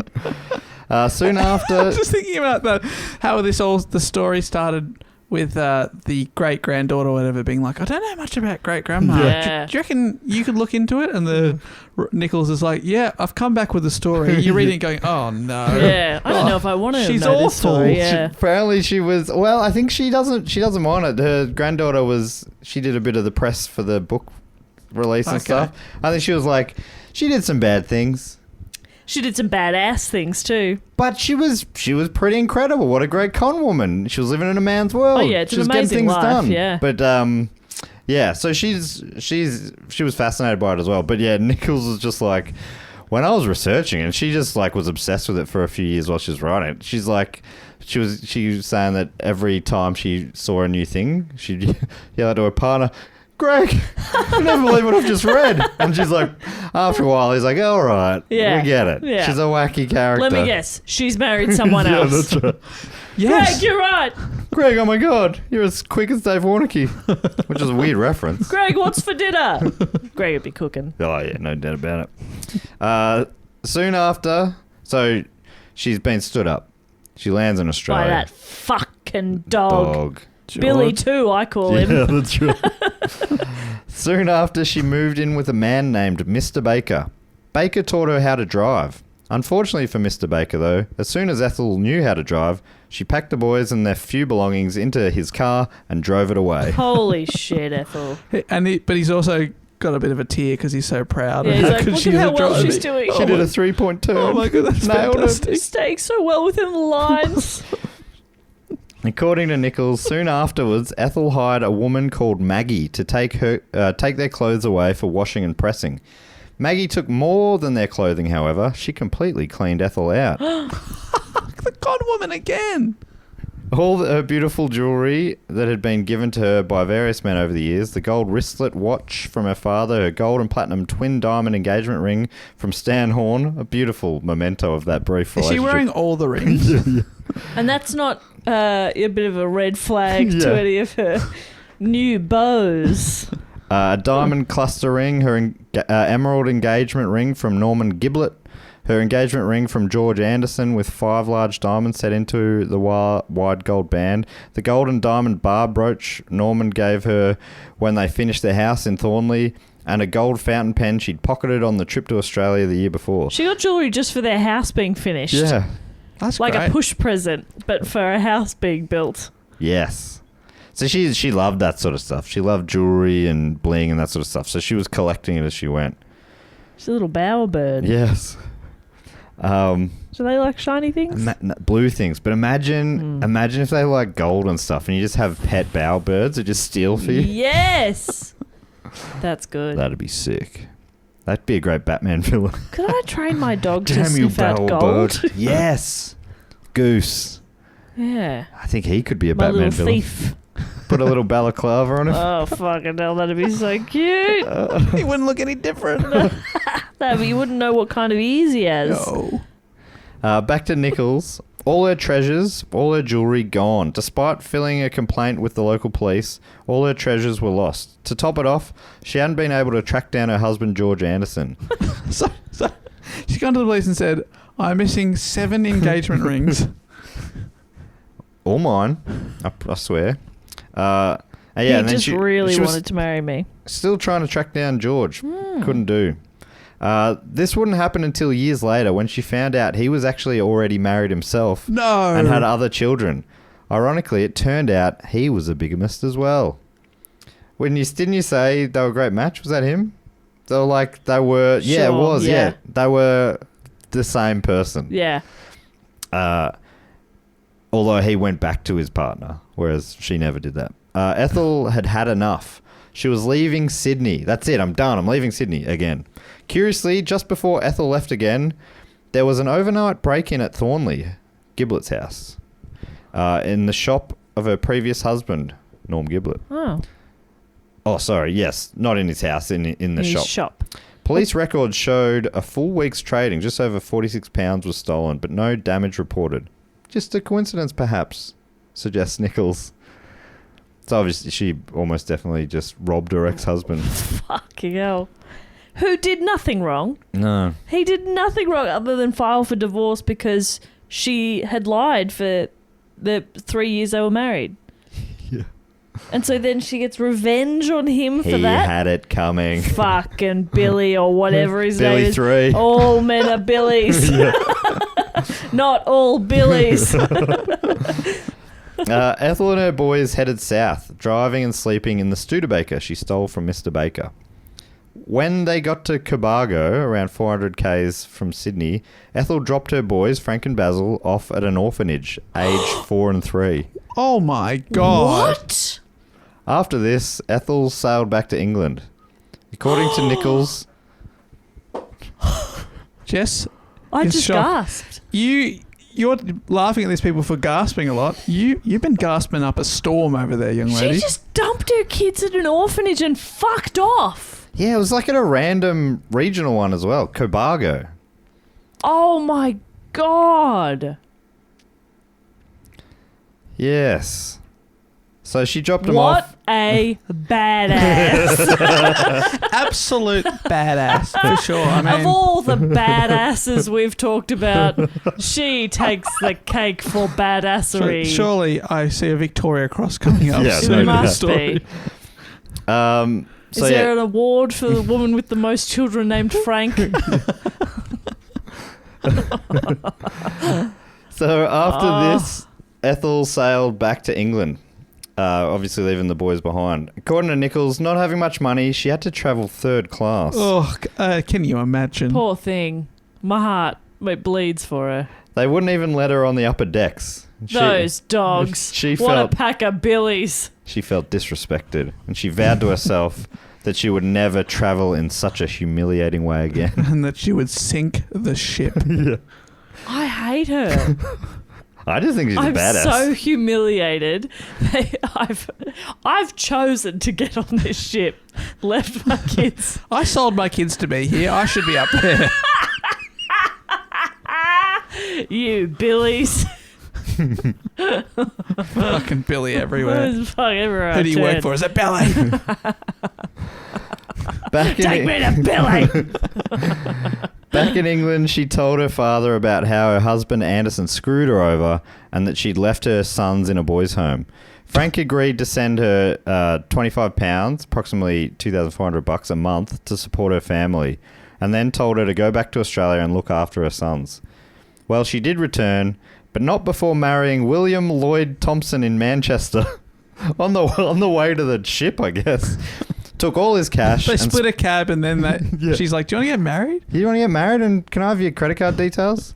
So they married in Manchester. She took all his cash and spent it on a first-class fare back to Australia, leaving him behind. These trips take so long as well. Yeah, and this is all happening in quick succession, really. If I the do- longest gaps are just her on a ship for Yeah. a bit. If I do like 2 international trips in a year, I'm like, fuck yeah, that would you look at me? I'm Spent exhausted half my year on a plane. because it's so far. But This you're is- never in first class. Ah, that's true. Actually, yeah. Then I'd want more. Yeah. This is weeks on a boat, and she's just got back. Dad's sending her so much fucking money, and Yeah, then ongoing, every month. and then back she goes. But do you think she gets on the boat, she's first class now and goes, huh? Remember me? And they're like, no, No, I'm... What? There's multiple of boats. course not. Yeah. Oh, shit. Everything's just very impulsive. Like, no, it's not really thought through. Like, She's definitely not planning ahead at all. You could get Dad's money by just writing him a letter Yeah. saying he screwed me over. Why do you have to go all the way back to London and then come back to Australia? And yeah, it's just obviously just like very compulsive behavior as well. Because she's got access to so much cash, and she has. And I mean, even if she hadn't stolen all that money, she could just set herself up and live solo. But whatever. So I is don't husband- want to tell her how to live her life. No. His husband number 8, Lloyd, just on the docks waving her, going, oh, I'll be on that boat soon. Yeah. Oh, hang on. How's this? Is a plane come and pick me up Yeah, and drop me okay. off on there? Or I'll catch up to you somehow. All right, Bye, we'll see you there. darling. See you, love. So all of these men that she's marrying is... Sorry, I'm gasping so much now. I've got hiccups. All these men that she's marrying are now also... Like, they can't really remarry because they're married to her. Yeah, they have to figure out how to... And some of them do get divorced or annul their marriages. But yeah, some of them are just because I think, do you need her signature on it?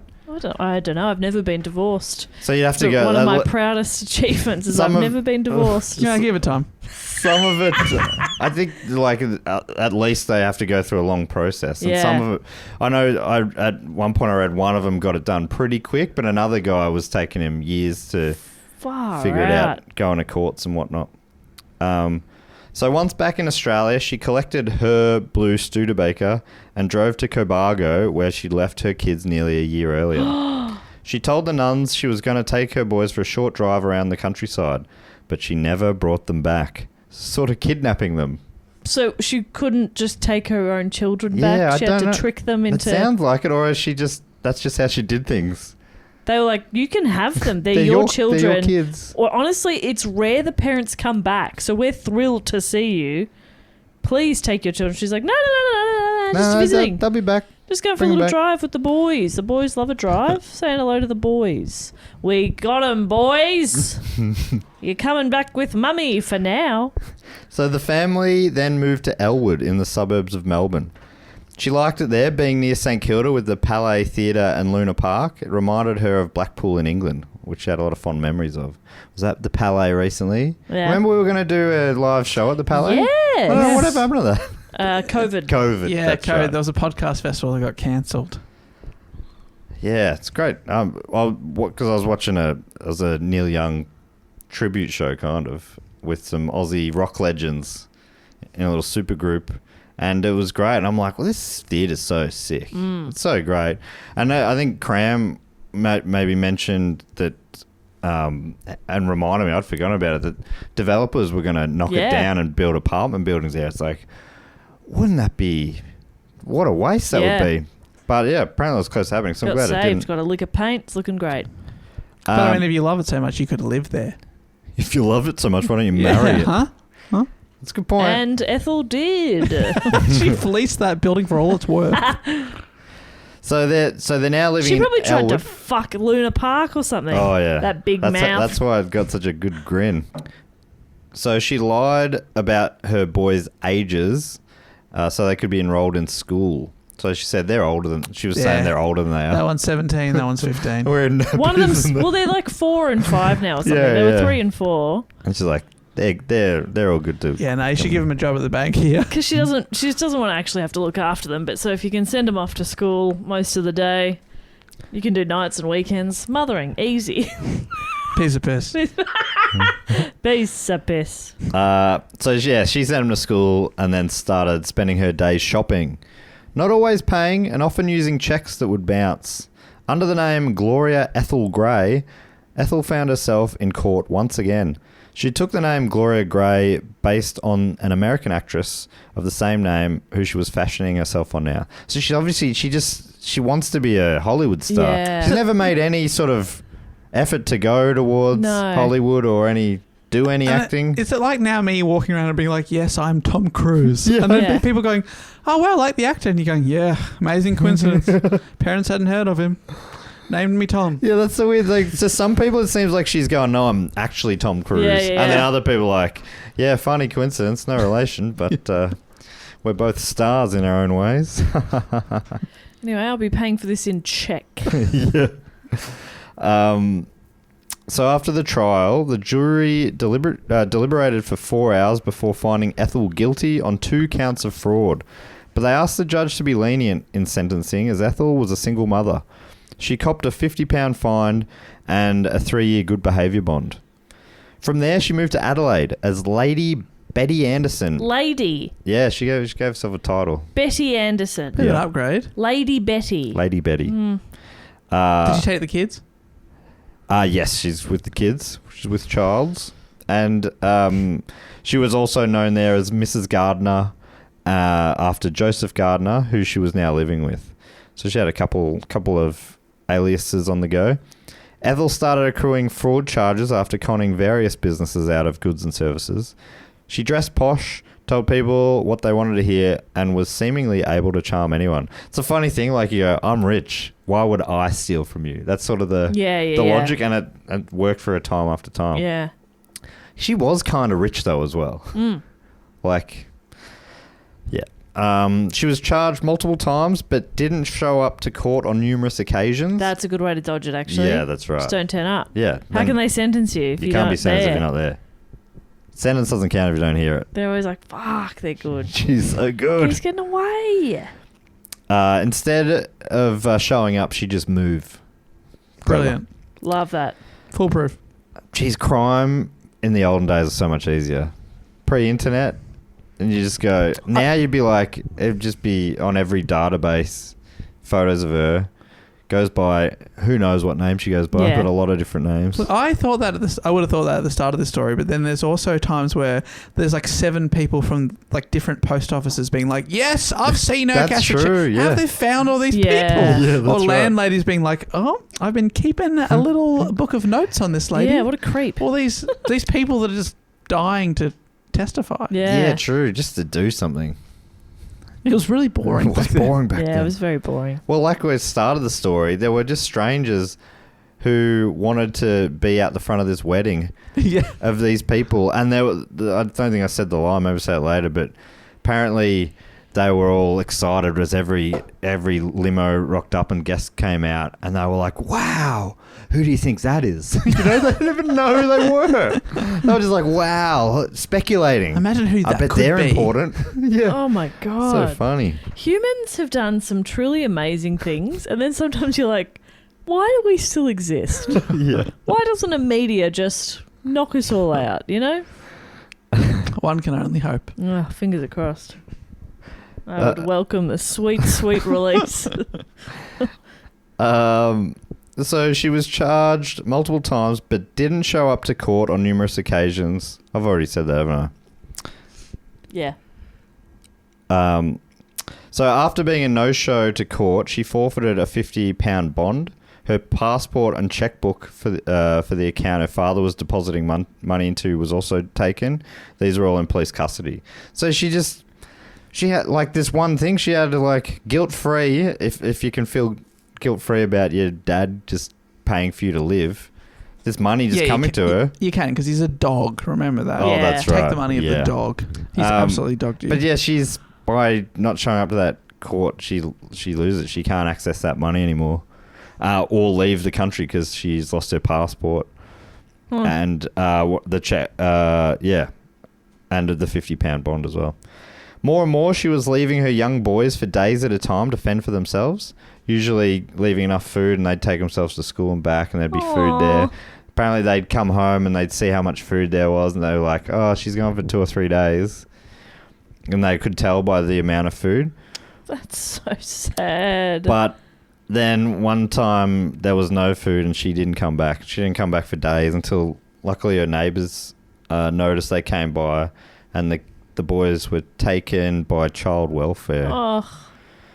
She left Adelaide without them, heading to a country town to work as a live-in nurse for an elderly woman named Mrs. Hunt, now known as Nurse Florence Anderson.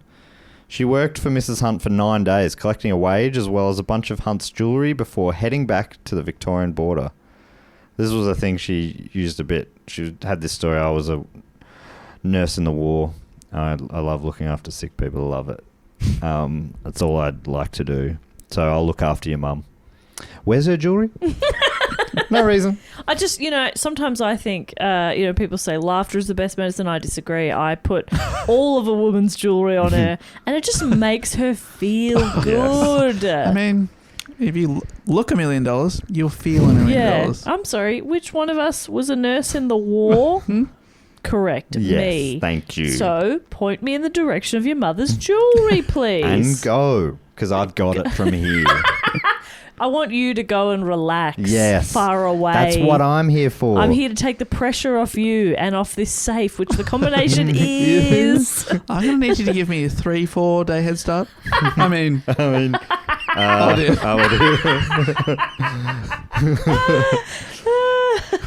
Don't worry, I'll leave. Your 4 dog days. is in great hands. I'll No, leave- it's my mum. Yeah, your mum, whatever. Yeah. I'll leave 4 days of crosscuts on the table.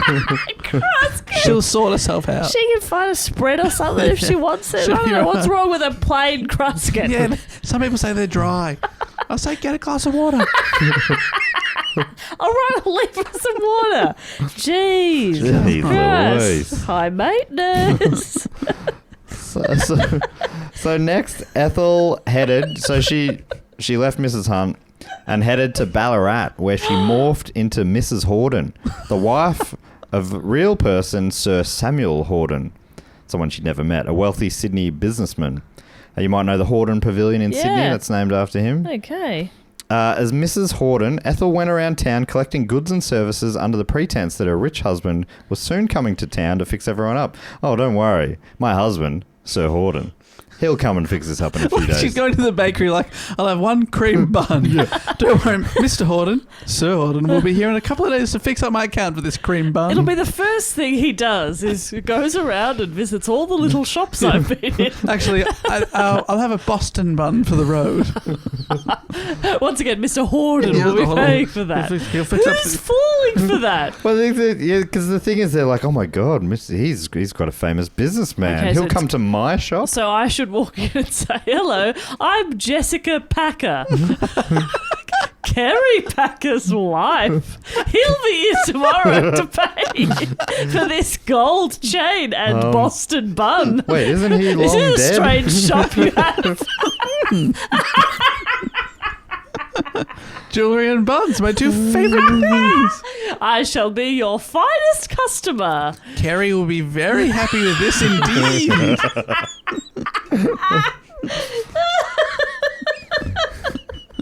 Toodaloo. My son James loves Boston buns.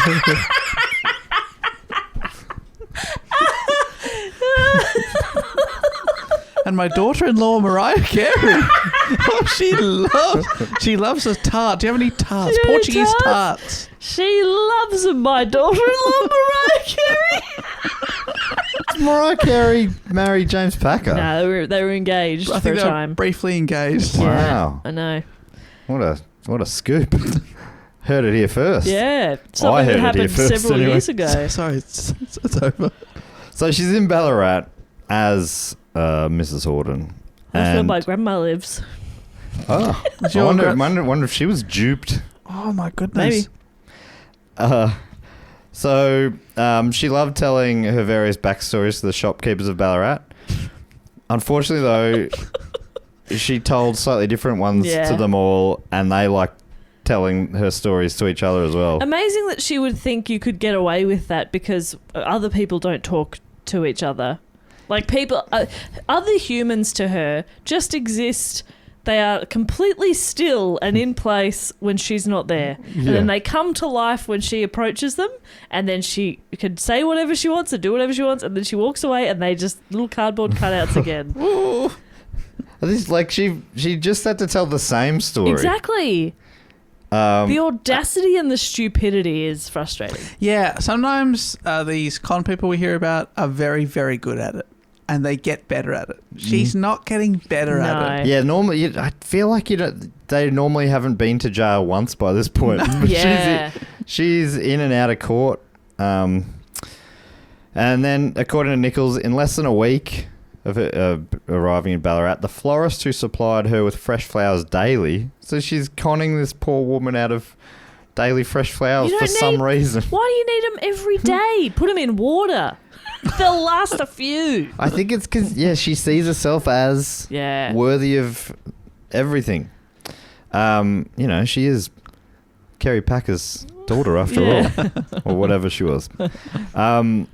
So the florist loved to tell the story of the lovely Miss Horden to the milliner, namely that the rich lady had been a nurse in the Great War on the Western Front. The milliner was certain the florist must have been mistaken, though, as her charming new rich client told her she had worked for the War Office and travelled incognito to the continent.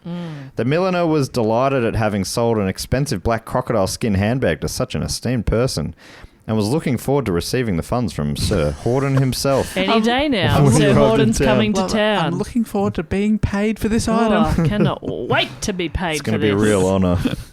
Annoyed that the milliner was calling her mistaken, the florist confronted Miss Horden when she passed by her shop the next morning. Ethel assured the florist it was in fact her friend the milliner who had the facts wrong, then immediately set about leaving town, owing money to the boarding house, the florist, the taxi driver, the hairdresser, and the milliner.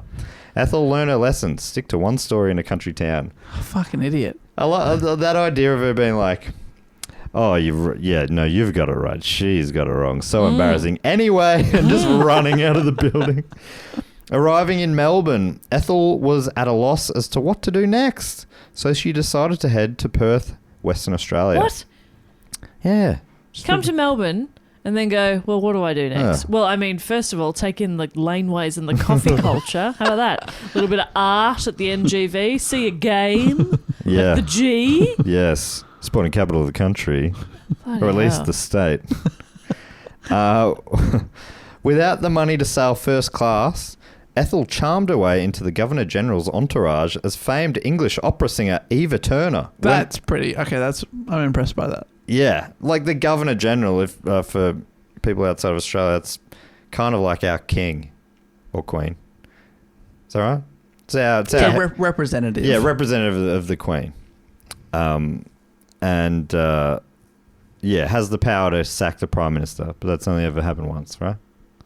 I'm saying that right? As far as I know. Yeah. Just as great uncle wasn't sacked. No, it wasn't sacked. He lost his job due to incompetence. Yeah. Okay. Okay. Like an honourable man. Yeah. You got to do an episode on him one day. I would, but I don't understand politics. Okay. So I've tried reading about it and I'm like, what does this mean? We should get like Tom Ballard in to do an episode about it or something. That'd be great. Oh, I'll still do the report, but I'd need somebody to, like Ballard, to explain everything to me. What so did that Labor sentence mean? is one of the major parties. Is that right? So she conned her way onto the ship with this story. She's opera singer Eva Turner, a real famous English opera singer. When on the ship, she found an empty cabin and travelled first class as Turner. So luckily, it was just an empty cabin. She's like, I'll take that. Now, can you see any possible issues here? The real Eva Turner. Or they're going to ask for a bit of entertainment. Yes, exactly. From the real Eva Turner. The real Eva Turner's right behind her. She's behind you.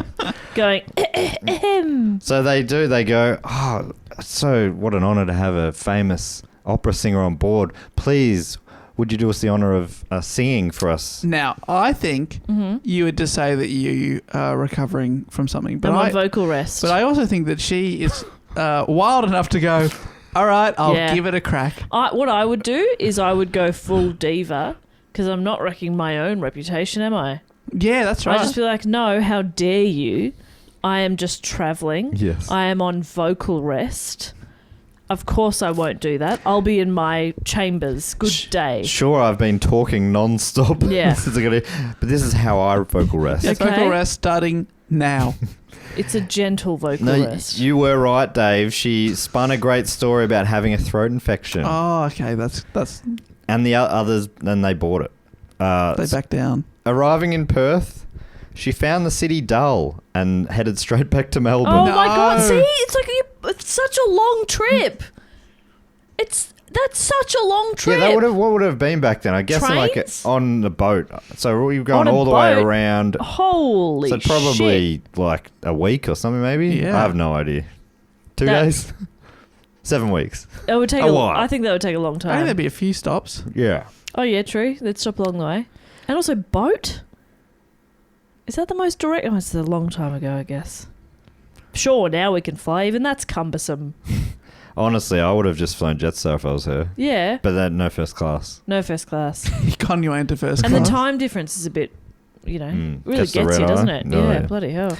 According to Nicholls, again using her movie star name, Gloria Gray, she plied her trade in only the best establishments, cashing checks from a bank account she had opened with only £1 and obtaining numerous luxury items. When things got a bit hot in Melbourne, she dyed her hair a different shade and travelled up to Sydney. Under the various names of Florence Dunkley, Elizabeth Gardner, Elizabeth Anderson, Elizabeth King, Lady Betty Anderson, Anderson, which is my favourite, Florence Anderson. So good. Anderson. She's just at this point. She's begging to be She's mocking questioned. them. Yeah. Absolutely. My name is Anderson. Okay. Oh my god. You look a lot like Lady Betty Anderson. No. No, I'm Anne. No relation. Dyson. No relation. People get us confused sometimes. No, I'm Anne. Dyson.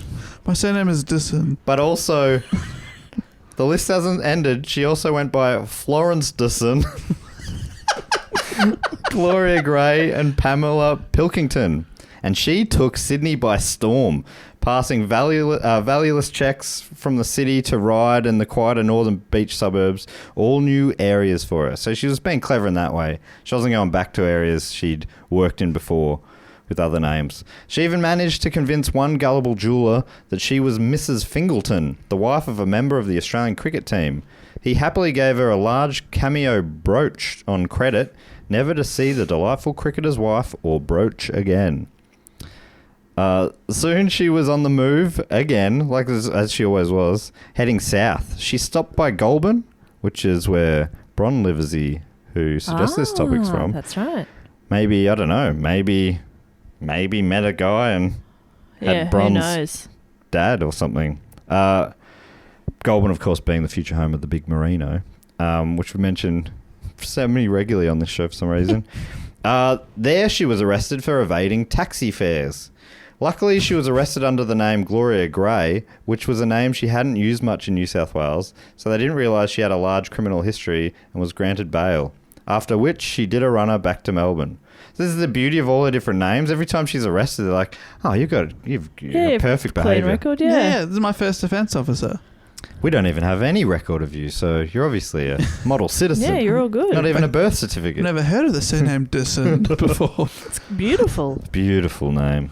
for a boy or girl. Boy or girl. Dyson.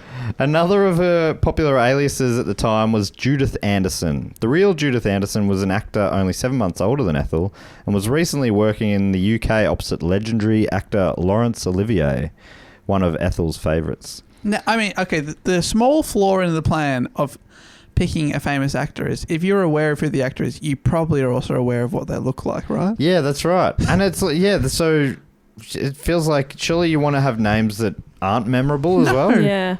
Yeah. But I guess if they're fake names, it doesn't really matter. But yeah, it's strange.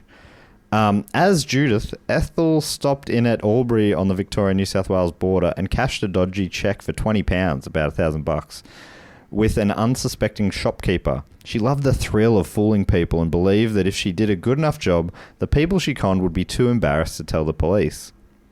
Days after arriving back in Melbourne, though, Ethel was recognised by a saleswoman who she'd previously conned. The police were notified, and Ethel was arrested. According to Nicholls, Ethel was headed back into the court system, this time in Victoria, with 25 different charges of acting under false pretences against her. It seemed that there are at least 25 people in Victoria who weren't too embarrassed to tell the police about how they'd been duped. The case was heard in the first week of June 1934. So she's now 37. Is that right, Dave? Yep. She's so young. With Florence Elizabeth Ethel Anderson being charged under the name of Gloria Gray. After laying down the foundations of her story, her lawyer tried to turn the blame onto the shopkeepers, telling the judge that they should expect little sympathy from the court. These tradespeople were as much to blame for having given her credit as she was for having passed bad checks.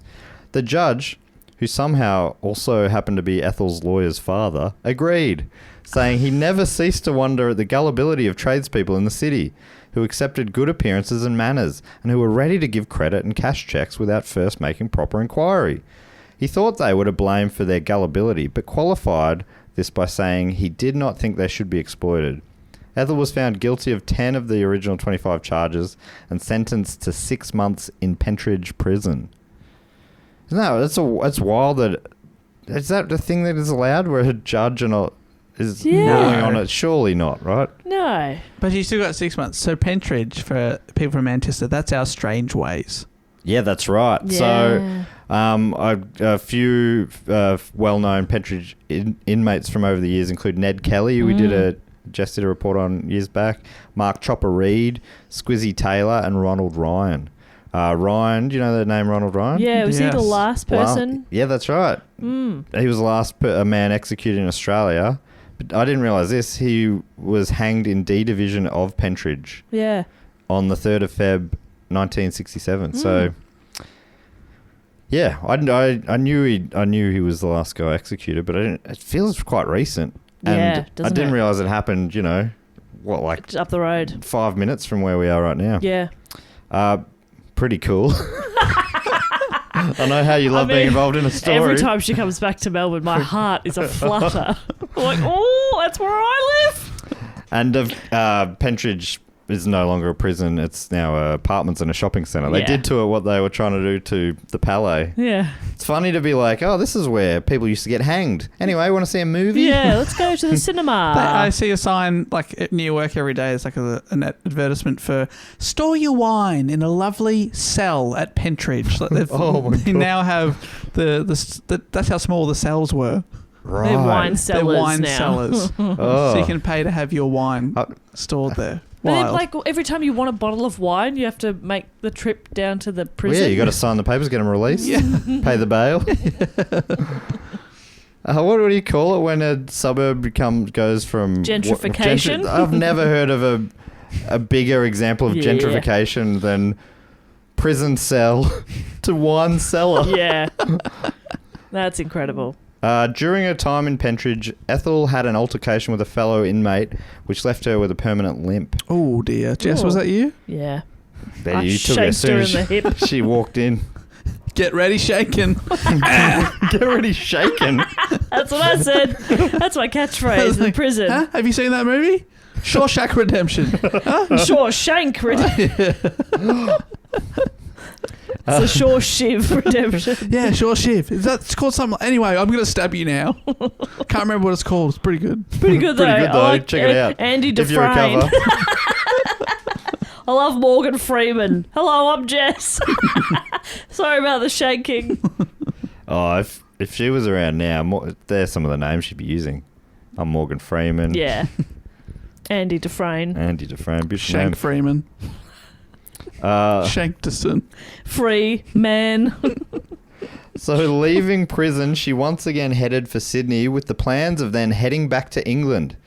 But she was broke, so in the following 3 weeks, she duped 3 more victims, posing again as nurse Florence Anderson.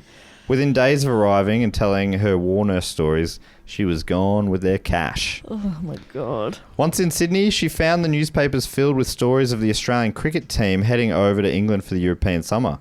It was the 1934 tour, Don Bradman, and they went over and ended up, spoiler alert, but ended up, the Aussies got it done in the Ashes over there. The Aussies, they got it done. They brought it home. They brought it home. Well, I don't know if they were allowing us to bring it home still. It's that weird thing where England's like, no, the trophy's too delicate to travel on your little boat, so we'll keep it here. Do they even give though you a you ribbon want or it. something? They give you a little ribbon, Oh, yeah. that's nice. I like that. I love a ribbon. Easy to store. Put that in a drawer somewhere if you want.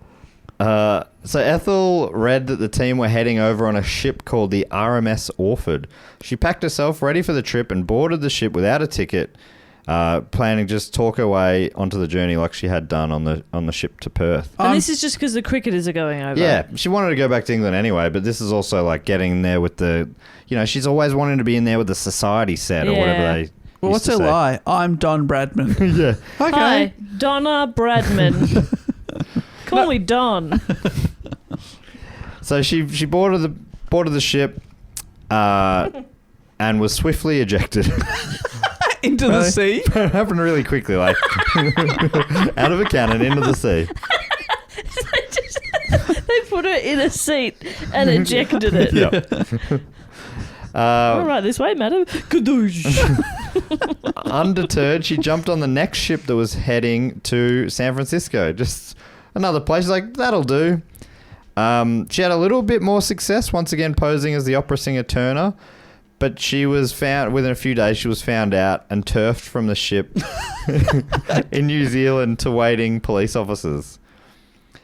As she was being escorted from the ship, she said to the captain, I will not be recommending your ship to my friends. You don't have any friends. That's a good line. She doesn't have any friends. She only has ex-husbands. The shipping company didn't press charges and she was shipped back to Sydney. That makes it sound like in a packing crate or something. But and then when she got off in Sydney, the press were there and she was loving it. They're like, "Well, how'd you get on and what happened? How did they treat you?" And she was like loving telling her story to the journalists, which seems like not clever stuff for someone who's trying to evade being noticed and stuff. Do you want my picture taken for the paper? Sure. Show everyone the con woman. Yeah. Okay. Here's my many names. Next, she went to Brisbane, and then when she arrived, she met Mr. Balfour. She soon moved in with him and began calling herself Betty Balfour, or Lady Betty Balfour. Lady Betty Balfour. Both of those names were names of real famous people at the time. Unfortunately, Mr. Balfour was a bit of a violent Burke, and after he hit her, Ethel decided it was time to move on, taking his checkbook. That one felt pretty good. Reading that one, I'm like, yes, Yeah. Ethel, fucking take that checkbook. Fuck that guy. She headed back to Melbourne. She Oh must my be in transit God. between the eastern capital cities of Australia more than anything else in her life. I think she's been in Melbourne more times than I have. That's right. And I was fucking born here. Beautiful to arrive here back in Melbourne. So when she was in Pentridge, she had a tip that there was this dodgy justice of the peace if she ever needed forged documents. So she went back down to Melbourne to meet this guy. They weren't able to say his name in the book. They gave him a pseudonym, but so obviously He was dodgy. He was a legit guy, and they, for some reason, still aren't able to say his name. Wow. For a large fee, he organised her a fake birth certificate so she could apply for a passport and head to England. She now had a new name, Pamela Judith Eve Harvey, and a new age, 29. So she dropped 9 years. Nice. Apparently, when she on the next trip, someone was like visibly shocked at her age. She had to laugh it off. That's brutal. Yeah. Oh, that Yeah, hurts. that hurts. 29? What? They gasped. Oh my God, Who are you kidding? you are decrepit. Oh my God, you've lived. Oh my God, I'm going to get you on a skincare routine. This is not Your right. face is fucked. Have you heard of sunscreen? Oh man, I would have said 45. You look terrible. Oi, Meryl, come over here. Look at this freak. You are leather. Show her the passport. 29. I've seen hairless cats that look younger than you. Oh, the wrinkles. Oh my gosh. Who do you think you're fooling, you stupid woman? Anyway, pleasure to meet you. Yeah, great to meet you. So she I'm king of the moon. See how stupid I sound. So as Pamela Judith Eve Harvey and a new age, she I literally can't remember her real name. Nah, Ethel Ethel. Beavers. swindles. Ethel's. Of course. Swindles. Of course. So she was ready to head back to England, apart from the fact she didn't have enough money to travel there first class. So if she didn't have enough money to travel there first class... Great, so you just go third class is what you can afford. It's the honest way. No, instead she went to New Zealand, Oh, okay. which is where she could go first class. According to Nicholls, on the ship to Wellington, Ethel befriended Mr. and Mrs. McTaggart. McTaggart formally introduced Ethel to the guest speaker, Mr. William Corradine. At 55, he was 16 years older than Ethel and 25 years older than her alias, Eve. A single civil engineer, he had recently sold his share of a Ceylon tea plantation and was heading back to Britain to undertake some consultative work at Whitehall before officially retiring. What kind of work? Consultative? Oh, that was just fun to listen to. Yes, how would a normal person say that? No, I think that's right. It's just it was a joy. Consultative. It feels like I added a syllable. Yeah, but that can't be right. Maybe some consulting work. yeah. Nah, consultative. I'm quoting direct from Nicholls here. Dave, have a go. Try saying it though. Consultative. How fun was that? It is fun to say, and I must say, Nicholas does like to add a little bit of flair to, Yeah. to There's- stories, I words. love it. Yes. I Big love fan it of too. Nicholls. Big fan Holy of Nicholls. shit. What a story. I want to read this book now and I know everything. Yeah. You know? I've been listening to it, reading it in the day and then listening to it at night. Sort of I'll listen to it at night and fall asleep. So I'm like, all right, I'm going to have to read that to catch it up. But So he was undertaking some consultative work before retiring. To Ethel, Mr. William Alexander Corradine was too good an opportunity to miss. Of course. Once again, Ethel had a chance at a life free from deception, relatively speaking anyway. She still lied about nearly everything. Yeah. She told him her father had been a doctor at Harley Street, but had died 2 years before she embarked on her world trip, and she had nursed him through a long, horrible illness. Her mother, a member of the Coates Cotton dynasty, same, it's still Cotton, just a different family, a more famous one, I guess, had also died when she was quite young, so they had something in common. She had never married or had any children. All of that lies, obviously. That's I mean, she's married so many times, and she's dumped a couple. She's dumped three children. Kids. Yeah, and those two were just taken by child services. It seems like she never looked into That's what awful. happened to them. Why take what? Yeah. Yeah, they were probably better just being left at the orphanage. Yeah. Maybe. Why did you have to steal them from the orphanage and then just abandon them? So yeah, it's so much information in this new relationship she's about to have that she has to remember. Yeah, it's exhausting. She told him she was keen to head back to England and settle down with him if he was interested. Nicholls continues. Mr. Corradine was delighted, and on the 27th of February 1935, they were married at his uncle's parish church in Rotorua. With a fresh marriage certificate, Eve Corradine, née Harvey, applied for a new passport for a new life. They set off for England, and Ethel was content. She was invited to all the best Chelsea social occasions, had a rich, respectable husband, a beautiful home she could entertain him freely, and then life took an unexpected turn. At nearly 40 years of age, although her husband thought she was about 31, Ethel found out that she was pregnant. William was ecstatic. He was going to be a father. Ethel was not nearly as excited. Ethel Mary Corradine arrived on the 22nd of September 1936, but sadly died only a few weeks later. Mr. Corradine was heartbroken. Filled with grief, his health and spirits deteriorated, and he officially retired. Ethel wanted to sell the house, saying it was filled with sad memories, and that they should move somewhere more gay and start again. But all William wanted to do was stay indoors and mourn. So Ethel took off to the French Riviera. She'd always wanted to live in the playground of the rich and famous that she'd seen again and again portrayed on film. So she left him there to mourn. She went to party. She partied in the casinos of Monte Carlo and Nice. She wanted to be noticed and accepted into the scene, but she struggled to make an impression, even with her storytelling, which was everywhere else was very good. Yeah. But there, she felt like a small, dull fish in a very big pond. Instead of becoming a mover and a shaker in the Riviera, all she succeeded in doing was gambling away all the money her husband had given her for the trip. After her third request for extra funds in a month, her husband asked her to return home. But unbeknownst to him, she didn't even have enough money to travel back. Despite trying her normal cons, the people of Nice found her ploys transparent. They're like, we know what you're doing. Yeah, if you're not going to pay up front, fuck off. Yeah. Luckily, she was able to spin a tale to her hotel manager, who lent her enough money to make it back to England. But instead of heading home, Ethel went back to Blackpool, where her scams worked once more, restoring her faith that she hadn't lost her touch. Oh my God.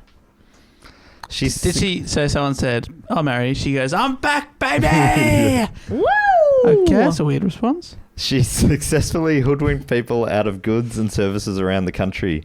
So she started travelling around hoodwinking again and conning. Just leaving her husband mourning in their house. That's so That's sad. awful. Until in early July 1938, when she was once again busted, this time for using worthless checks. She thought she'd get away with a slap on the wrist, but unfortunately, Ethel was sentenced to more time in prison. 20 years after first spending time in jail, she was back in the big house again. By this point, she'd been officially married 8 times, divorced 3 times, and she decided to write to her husband, Mr. Corradine, and come clean, at least about her gambling and where she was now, and apologising for not coming home, hoping that he would forgive her. Corradine went straight to visit her in prison, racked with guilt for not sending her more money and blaming himself for her being in jail. He promised to make it up to her. Oh, Mr. Corradine! Oh, no. He sounds nice. He is nice. Together, they bought a home in Blackpool and at Ethel's request, set her up with a business, a stall selling artificial flowers to tourists. She's like, I wanted someone to keep me busy. I want a business. So, she became a flower merchant. Oh. So was Ethel finally ready to settle down for real? No. In the summer of 1942, she met a man named Thomas Livesey. I don't know if that name rings a bell. No. There's been so many fucking names. Ethel soon asked a wealthy businessman to the movies. From then on, they met regularly. Ethel felt she had her next husband lined up. Oh my God. What about Mr. Corradine? Corradine. Well, yeah. She had him lined up despite the fact that both she and he were married to other people. Scandalous stuff. Livesey was loaded. He'd inherited a family fortune worth more than $7 million in today's money. Ethel told him she was only still with Mr. Corradine out of loyalty, as his health was now steadily failing, and had started failing since the death of his daughter. And it seemed like he was dying. Soon, Ethel and Livesey were going on romantic trips together to the Isle of Man. In 1943, they stayed at a hotel owned by Ellen and Leo Kane. Sound like landlords. Yeah. Well, that's the business. Nosy landlords. Yeah, that's right. She's about to become the thing she hated the most. Ethel set up a meeting with Ellen with the hopes of buying one of the hotels. Ellen was uncomfortable when Mr. Livesey came to the meeting as well. According to Nicholls, Caney pulled herself upright and looked at the pair through her spectacles. I had not realised you were in business together, she remarked. Ethel smiled gently. We are to be married, Mrs. Kane. But you are already married, are you not? She asked Mr. Livesey. Both of you to different people, she added, looking between the two. Oh, no need to bother yourself, Mrs. Kane, Ethel assured her. Mr. Livesey here is seeking a divorce, and my husband is ill. He won't be with us for much longer. That's the imagined conversation by Nicholls. So why are you being so nosy, Mrs. Kane? Yeah. My husband's practically dead. He's back at home, alone, dying, very unwell. So Probably maybe because our daughter died. So he'll be dead in no time, and I won't be there by his side. So I'll be well and truly ready to marry. What's your name again? This guy. This guy. Bozo over here. This guy. Moneybags McGee or whatever. Yeah. Marry this guy. Cash or whatever. Yeah. So are you selling me a hotel or what? Well, Ellen was horrified with this idea that these two married people were planning to get married. Enough to tell them they could no longer stay at her hotel. Good. But not enough to reject their offer. I'll take your money. Unless you buy the hotel. It was decided Ethel and Livesey would be moving to the Isle of Man. Now, this is all happening while Corradine's... Corradine. Yeah, I know. Corradine, my heart bleeds for you. Oh. So Ethel went back by Corradine's bed until he did die. So the last little period, she stayed by his bedside. I take it all back then. Stayed by his bedside with a pillow over his face, slowly mushed into his nose. She was so excited every time he was quiet. She was like, fine. And then he'd take a breath. She'd be like, fuck! Still alive. On Friday, the 15th of October, 1943, passed peacefully away. Well, that's what we think, but maybe you've just cast the Spurs He was there. murdered. Peacefully. He was murdered peacefully in his sleep. What a way to go. It says that on his grave. Murdered peacefully in his sleep. Ethel then sold off their house and all their household contents, withdrew all the money from her late husband's estate and caught the plane to the Isle of Man. She lived with Livesey at the hotel for a while before moving to a stately home called Ivydene. Though Livesey still wasn't divorced, Ethel told others they were married, including her father, who she contacted for the first time in years. Her dad had tried unsuccessfully for years to get in touch with her and his grandsons in Australia. The last he'd heard from her, she was Mrs. Anderson living in South Australia with her sons, and then they disappeared. So this is quite a while earlier. The two that I really felt for reading this story were Corradine and her dad. Yeah. I mean, there's heaps of people to feel for, but yeah, for some reason those two stood out, and the boys. So yeah, he finally got back in contact with her, and Ethel wrote a long letter from her new home at Ivy Dean, apologising for the gap in communication, saying she had simply been too busy. What? She caught him up on what she'd been up to, though. When I say he got in contact with her, she got in contact with him. According to Nicholls, I've been far too busy. Anyway, don't know where the kids are. No, she told him they were in at Geelong Grammar, which is a lie. Which is like a very prestigious school. Yeah. Very expensive. Yeah, that's right. So she's boarding school. What, she's trying to be like, they're great. Well, because he'd been sending her a lot of cash. He'd be like, assume that money that I'm sending to look after the kids. No, don't worry. They're in the most expensive school in the country. He'd be like, okay. Wonderful. Great. Can I contact them? No. Absolutely not. Please don't. They won't remember you. I'd change their names. You can contact them, but they've got different names now. I won't tell you what those names are. No, but they'll know. If you say, a couple of brothers? Yeah, that's them. Whoever they say. They're really good like that. According to Nicholls, the return letter was filled with a father's love and concern. Oh. He was delighted she was well and living so close compared to Australia, and hoped his grandsons were doing well. He had sad news, though. Her eldest son, Frank Carter, had been killed in the ongoing war, and her mother had passed away just months before, and he was in the process of selling their family home. The news of her son's and her mother's deaths did not overly sadden Ethel, but she did miss her father. Perhaps he would like to join them on the Isle of Man, she suggested, sorry. Is she the worst person you've ever heard of? I think maybe, yeah. I'm not that saddened by the death of my son. Well, I mean, this is according to Nicholls. She didn't... I don't know how she gleaned that information. this is the kid she abandoned from so maybe days that's why. old. So I'm going to say she wasn't all that moved. So March of 1944, Ethel's father moved to the Isle of Man.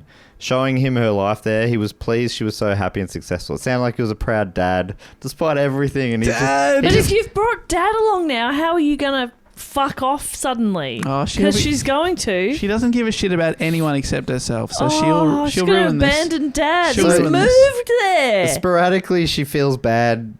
She misses her dad, so I guess she's like, I want to be with my dad, and then she's not really thinking about how he feels in the large gaps in between. Yeah.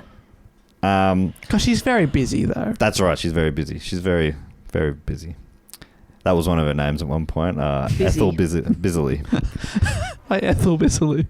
According to Nicholls, both she and Mr. Livesey noticed that he had become a bit fuddled, and on Mr. Livesey's advice, Ethel suggested to her father that Mr. Livesey become his power of attorney and manage his affairs, and all the paperwork involved with selling his home and 2 other properties in Manchester.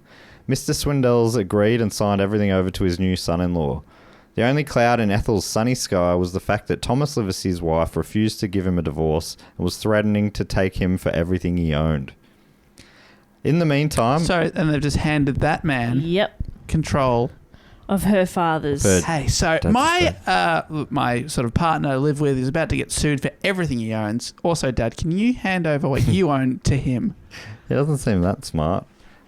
But they think this through, sort of. In the meantime, Ethel changed her name by deed poll to Florence Elizabeth Ethel Livesey. Hang on, what if she just changed her name to his wife's name? Oh, yeah. Then no need to file for anything. Now you're 2 steps ahead. And then quietly get her drunk and make her change her name by deed poll to some other bullshit. Yeah. One of her many bullshit. Maybe Anderson. Yeah, she can have Anderson. That's yours now. You're welcome. I gave you the best one. Yeah, that is easily the best I came one. up with that myself. You could have been Daphne, but I gave you Anderson. Could have been Daphne Anderson, but I gave you Anderson. I gave you Anderson. Sorry, Anderson. Listen, I beg your pardon. I didn't pause. So she's changed her name by deed poll. This is back to Nicholls. This was the first stage in their plan to protect Mr. Livesey's assets from his wife and children. And by the end of the month, all of his assets, including 5 investment properties, worth over nearly $500,000 in today's cash, which is funny because the same land would be worth like $1 trillion. Yeah. But somehow property prices have gone up faster than money prices.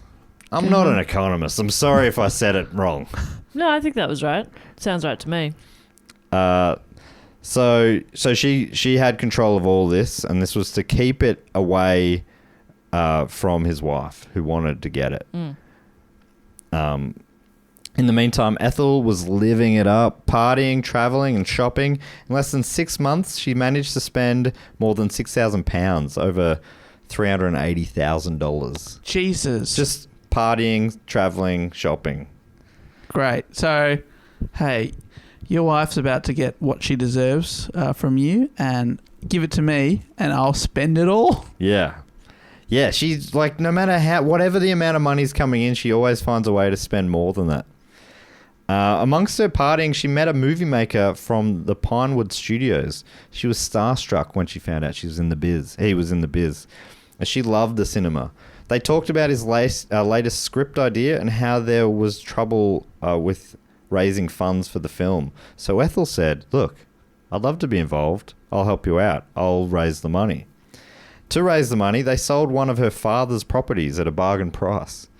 But instead of passing the money on to the movie maker, as soon as the money hit their account, Ethel started spending it on other things. She was living it up and spending it up, but despite now being loaded, she was still spending more than she could afford. The movie producer returned to the aisle and was drunk at a dinner party a month or so later, and he was upset that Ethel never came through with the movie money, and he told everyone in their social circle that he doubted Mrs. Livesey could lie straight in bed, saying he thought she was suffering from delusions of grandeur. She suffers the same malady as Adolf Hitler, he declared. Oh. I mean, I don't like this woman. But are we going straight to Hitler comparisons? No, it's a bit of a... That's a stretch. It's a bit of a leap there. He's killing a lot of people. Maybe, I don't know, Dave, is this before Hitler was that bad? What time? We're in World War II, God damn it! No, I think he was already that bad. He was saying, Adolf Hitler, you know, the student artist. Yeah. Have you seen his watercolours? They're fucking horrific. And she's worse than that. She's worse than that. Her watercolours are all right. I've muddled my metaphor a bit here. Whatever. I'm She's a quite liar. drunk. She's a liar and She's I'm a drunk. liar. For new listeners, when I said to ask Dave if this was before it was that bad. That was you saying that. I was referencing when Dave He's going to turn suggested down that Matt's microphone here. years ago, This one. and yeah, for quite a while after that, we called him a Nazi. And, Not sure why you have to bring this up again. I request Yeah, this we've to been be, going for 2 hours and 20 minutes. we don't have time for this. I request this be struck from the record. Thank you. So he's drunk. This guy, this movie producer, who we don't even know his name. He's going around going, she's no good. She can't lie straight in bed. Is he gone back to the Isle of Man just to besmirch her name? I think he was already kind of in that scene, but Okay. yeah, at a dinner party, things got out of hand, and he got a little loose-lipped. I don't get she can't lie straight in bed. Yeah. I don't get that. Yeah, What does that mean? It means she can't tell the truth, but... Can't lie straight in bed. She can't... Yeah, wouldn't it be she can lie... Yeah. Yeah. It's too late. I don't get it. It's too late for these questions. It's after midnight, Jess. Did you realise that? Yeah, I realise. Hey, we're on the home stretch. Don't worry. We're coming home strong here.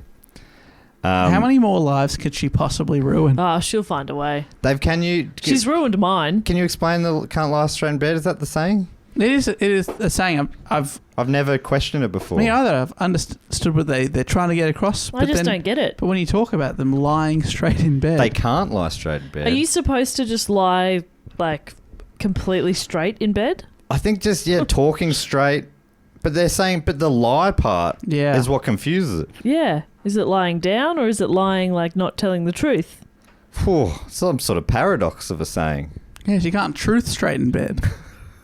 That doesn't make sense either. I look forward to the tweets explaining this. I don't. I genuinely do. I won't genuinely know what do. you're talking about, though. We are recording this ahead of time. I will have no idea, but I'll enjoy it. Start it with, by the way, if you want to know, provide the phrase lie straight. You know what? Don't tweet me because I'll Google it just after we finish. Yeah, we'll figure it out.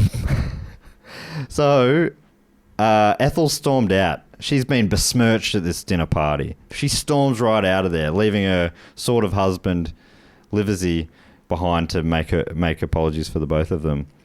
The next day, the producer offered an unreserved apology after she threatened to sue for libel via her lawyer. Ethel was ready to flee again. Getting ready to leave, she came across her dad and told him she was leaving to see her boys back in Australia, who were studying, of course, at Geelong Grammar. Oh my God, her dad's just like, I'm so happy to hear that. Yeah. Though in truth, she had no idea where they were. On top of having Livesey's fortune in her name, in preparing to leave, she also cleaned out most of her father's money to take with her, Oh, you piece of shit. leaving just enough to cover his nursing costs.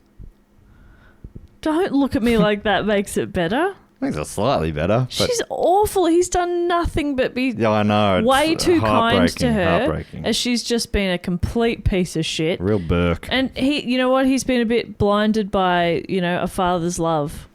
But I hope if I'm ever a father that I'll be able to see through that kid's bullshit. Yeah, well, listen to your wife or your partner because she seemed to be onto it right. right from the start. The mum was like, this is crap. She's like, this is bullshit. I'm not taking a She word. was calling it out right from the start. Yes. And that's why I guess she didn't care when she died. Yeah. Ugh. So she took most of her dad's cash as well as her sort of husband's stuff and money and properties and everything were in her name, and she flew to London, leaving Livesey with the last 6 months of creditors to contend with and no ability to pay them. So she'd been racking up bills, and she took all the money that would have gone. Does something awful happen to her? You want something bad? A bit of poetic justice at the end of this or I don't something? want her to die of old age just in her sleep peacefully. I want her to get hit by a bus or something. One of those double-decker London ones. Yeah, that's right. Strange Ways, here she comes. In London, Ethel went to Australia's High Commission to apply for a visa. As part of the deal to not sue, the movie producer also agreed to pose as a solicitor to sponsor her application, as well as back her story that she needed to go to Australia on sympathetic grounds. The deal was, if he helped her get out of the country immediately, she would not sue. So she'd convinced him of this thing that surely, how likely is it that she could sue him from drunkenly saying some things at a party? That seems pretty unlikely, but I also didn't think you could get your landlady That's true. to get you to go to jail for lying to them. They fibbed to me. Now lock them up. 10 years hard Fibbed. labour. You are charged with fibbing. What are you in for? Fibbing. What are you in for? Murder. Oh, okay. Triple murder. You're on the same cell block. Oh, this doesn't feel entirely fair. Ethel then paid 10 grand in today's money for first-class tickets to Australia, obviously using her father's/partner's cash. When the ship docked in South Australia, Ethel tracked down the two sons she had left behind 12 years before. It's a long time in between. She found Basil. How many Cruskets had you left them? 3 boxes. They were almost on the last crumb. Oh, just in time, Man, Mum. you've made me crave Cruskets. I haven't had Cruskets in fucking years. In so long.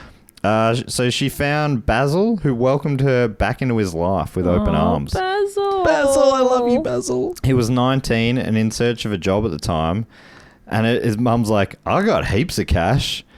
I'm going to buy you a news agency to run. So she bought him a news agency, and he just started running the news agency. Great. And is he now Kerry Packer? Yes. My husband. Frank, on the other hand, was harder to find. It later turned out he was living on the open road, working in the outback, taking jobs wherever he could. Ethel then moved to Sydney, where she worked her way into high society with tall tales from her past. She told stories with bits of truth in them, telling her new wealthy friends that her husband James Livesey died in the war, even though his name was Thomas and he was still alive. So it's such a weird, slight changes of stories. Yeah, so hard to keep track of. She told them she entertained the Duke of Windsor on her yacht on the French Riviera. The truth was she saw him briefly from a distance. So there was little hints of truth. I once had a postcard with his face on it. I've read that name before. So yeah, little elements of truth in that person grains, existed. Yeah, That's right. But the best lies have elements of truth. That's right. that's right. I saw him once. On my yacht. That's so funny. According to Nicholls, Ethel's tales became even larger than life at each subsequent event she attended. She was to host and be seen at dinner parties, garden parties, bridge nights and charity balls, where she happily made large donations to all of her friends' charities and repeated her fantastic stories of great wealth with flair. Ethel was in the society to which she felt she truly belonged. She had money to burn and she was on a roll. And now we're getting back to where we began, the wedding event of the year. But to whom? Well, soon after arriving in Sydney, Ethel was introduced to a civil servant by the name of Rex Beech. Who was That's right. Rex. who was from a fairly well-off family back in England. What's Rex short for? Rexonald? Thank you. I don't know Always what- wondered. My childhood doctor was Rex, and it's a Is it T? Rex? T Rex. It's short for Tyrannosaurus. Yeah. Apparently, must be according right. to alexaanswers.amazon.com, Okay. Reginald, Rexford and Regis. Reginald. Rexford does make a bit Yeah, more that sense, makes a lot doesn't more it? sense. Regis. Regis gets called Reginald Rex. makes more sense initially than like Jack to John or something. Totally, yeah. Even though I watched a TikTok recently explaining that. Oh yeah. It's this long convoluted story that, they were anyway, whatever. There's a Okay, there reason you why go. Jack is John. Would you believe it? There's a reason for We'll it. do a report on it one day. So they Rex, Beech, and Ethel was a bit of love at first sight. Oh, you don't say. Maybe at least for Rex. Finally, her soulmate. Yeah, finally she can settle down. Very. How old is she now? 86? No, what Fucking is hell. it? It's like it's 45. So what's Okay, that? but her passport says she's 17. Yes. Oh my God, you are horrific. What? Have you got some sort of condition? Oh my God, why are you aging so fast? Are you Benjamin Button? Are you fucked in the face? You got a face like a dropped pie. Still That's gone delicious today. moldy. Oh my Oh, God. okay. Yeah, it's Moldy no pie good. though, You can't Dave? eat With it. blue cheese? No, Moldy blue? just mold. Oh. So very soon after meeting, they were engaged, and with all her cash, Ethel wanted to make a big splash with an extravagant wedding. Her wedding ring was being especially designed and contained another 32 diamonds. She also had an extravagant wedding dress made by Edward Molyneux, designer to the stars and creator of royal wedding gowns, and was having it flown in from his studio in Paris. Flowers were being specifically grown in a hothouse outside of Sydney for a bridal bouquet, as well as bouquets for her 4 bridesmaids. They were. How does she have I said, bridesmaids? I said the wrong word. I said specifically, specially. Oh. Specially grown. Yeah, but that's still ridiculous. They were also specifically grown for her, I Yeah. guess. I think both true. They're just also special. Yeah, I Yeah. wasn't pulling you up on that Jess, at all. look, You got I think it was still immediately technically defensive. okay. What I was baffled by wasn't specially or specifically the flowers. It was that she had 4 bridesmaids. Yes. How does she have any friends? They're all from this group that she's just met in Sydney, Oh my God. including her assistant, I believe. And does that not ring any bells for people? Yeah, that people you're go, like, no, you didn't. "Oh." Oh, well, everyone close to me died in the war, I guess, or they're so far away. Fuck, how I want good to start a to new just life be able here. to blame the war for everything. Oh. She's now got 2 wars to blame. Yeah. God, that Oh, must how have been lucky. nice. How lucky to have lived through 2 world wars. I've got nothing to blame for the fact that I don't have any friends. Oh, come on. What? This is a pandemic. True. Hey. I lived through that. Nice.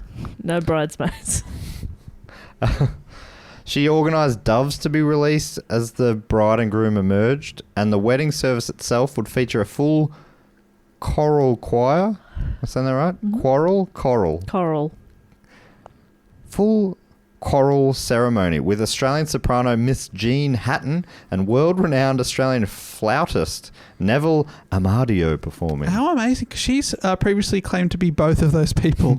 Now they're performing at her wedding. But unfortunately, she had misplaced her flute, so Yeah. could not play. Sorry. The Australia Hotel was booked for the reception with an unlimited supply of the best French champagne. An enormous 4-tiered wedding cake topped with another elaborate floral arrangement was to be the centerpiece of an extravagant buffet. I mean, this is not only her biggest wedding, but probably her first one, even though this is husband number 10 or something, where there's any kind of ceremony or a party, right? Like the I others. think she had one, I think, that was pretty big in a church. Maybe a couple. Yeah, and okay. one of those she left straight after as well. Isn't that wild? Do you think the ones that she's fleeing from straight away, but one of them was in a church and stuff and she fled. Oh my God. Another one, I think the giblets, I think might have been in a church as well. Right. And actually, yeah, maybe a few of them, but this one she's going all out, This unlimited is cash. huge, yeah. This one, she's playing the rich person. Yeah. Where normally she's sort of... No, maybe she's normally some sort of an equal partner. She's always saying she's a bit rich and she's marrying a rich person as well. So it was all stuff that hasn't been... Since the war, everything was, rations and all this sort of stuff. So it was a real big deal. Do you reckon coming out of the war. her son seeing this being like, you bought me a newsagents. I mean, couldn't you have bought me like an oil company or something? You are so rich. So rich. The tabloids got a whiff of the wedding, which was being touted as the society wedding of the year. And just before the wedding, the week before, Ethel was interviewed by the Daily Mirror. Ethel proudly showed off an engagement present she received from her friend Dr. Cunningham, a puppy she named Tingaling. When the reporter suggested it was an unusual gift, Ethel disagreed, saying, "Not at all. He knew I used to own this wonderful breed back in England before the war. I was once offered 3,000 guineas for my best stud dog, but he refused, of course." Oh, but I refused, of course. The dog said, "That's not enough for me." No, thank you. 3,000 guineas. Well, add a zero and we might be able to Yeah, talk. but Woof, woof. I tried to figure out what 3,000 guineas was, but I think it's like a fuckload of money. Yeah, right. But I couldn't really... But she's just talking absolute shit there. Yeah, that's just a riff. She just does not care at all. She again told her imaginary backstory with a few details tweaked here and there. She was then asked about her fiancé and even added a fib to his story, saying he was at the Anzac landing, which he wasn't. He read that in the paper, was like, "Why'd you say that? That's weird." She's like, "Oh, sorry, I got confused. I thought you were." Sorry, one of my husbands was. "I thought you were at that famous thing." I don't know you that well. "Yeah, we met 3 weeks ago." Yeah. I just fill in the details with things that I like. Your favourite colour is brown. Brown. Of all of them. I like brown. No one likes brown. Thing of brands, chocolate, it's coffee, it's dirt. No, It's all the 3 the big ones. The big 3. It's shit. The big 4. Is that what colours meant to be? Yeah. I wouldn't know. Gentleman never shits, but I'm surprised I've never seen one. The only ones I've ever seen are those white dog ones Yeah. that sort of crumble when you pick them up. That's right. Stop picking them up. You thought all poo was white and crumbly. Why are you Another picking one going through the fingers. Never get one back to the lab. I don't know what experiments I'm doing, but it's getting so late. It's so fucking late. We haven't done this for a while. Yeah, we know we've been recording during the days, haven't we? And this is the longest report I've ever written. But we are coming to the end of it. How long into are we, Dave? 2.5. Over 2.5. Crikey. It's a great story, though. Holy shit. I'm loving it. Yeah, how's it going to end? I'm having such a good time. I'm thinking- just tired and need to pee. I'm thinking a bus into the chapel, hitting her on at the front, maybe. I think all of her husbands appear and they all get a bat. It's Poirot style. That famous one, won't say which one, where everyone gets a shot. So, leading up to the event, a few days before, a social card playing night was held, hosted by lawyer and ex-politician Mac MacDonald. Ethel was dominating the games, winning hand after hand. Mac noticed that she was going to a handbag each round.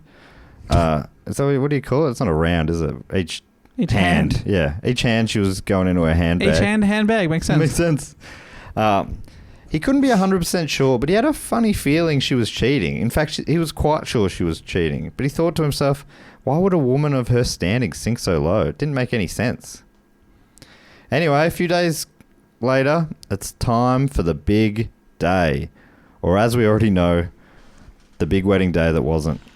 While Livesey and her bridesmaids were readying themselves for the event, there was a knock at the door. It was Mac McDonald and groomed to be Rex Beech. Mac McDonald. Mac McDonald. And Rex Beech. Fuck So it's like, has she made up the other people's names in her life as well? Ridiculous. Your name is now Rex Beech.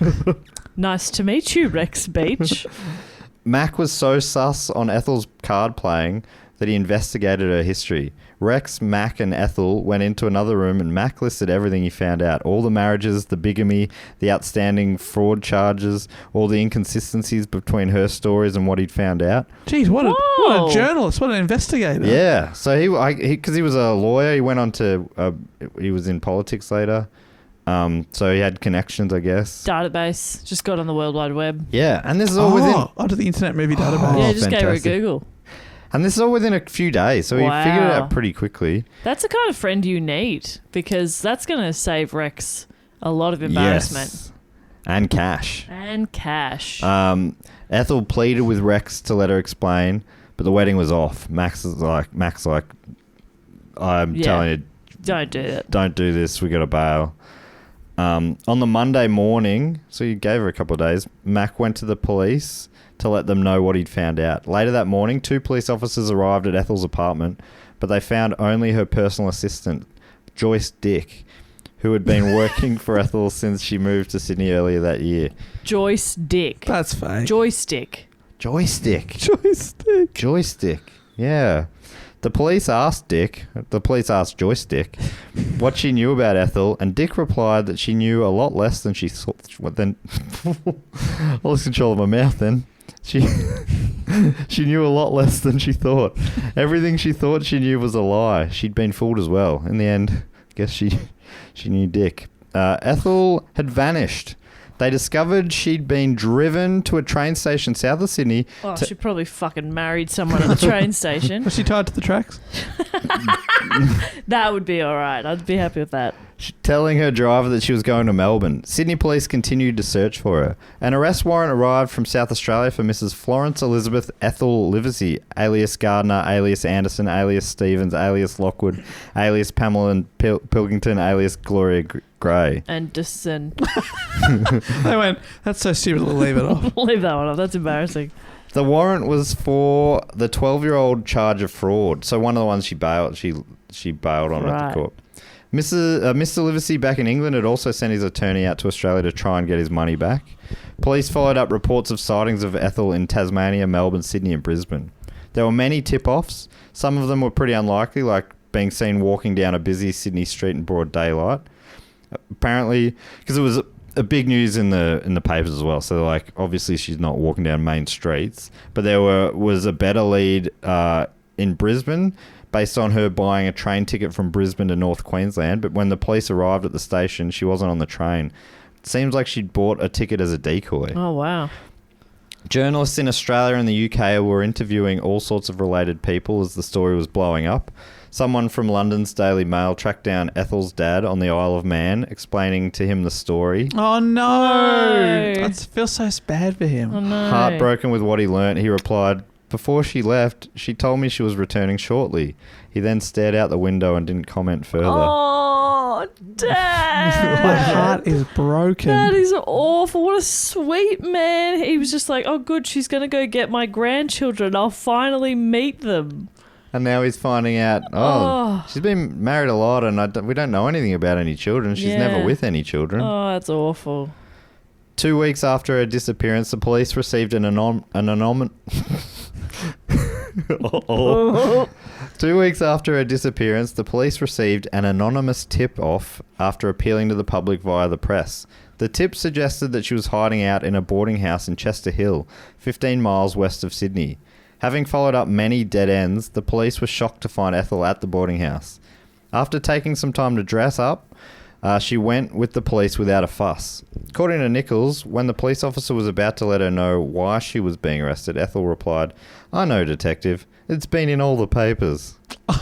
God, she sucks.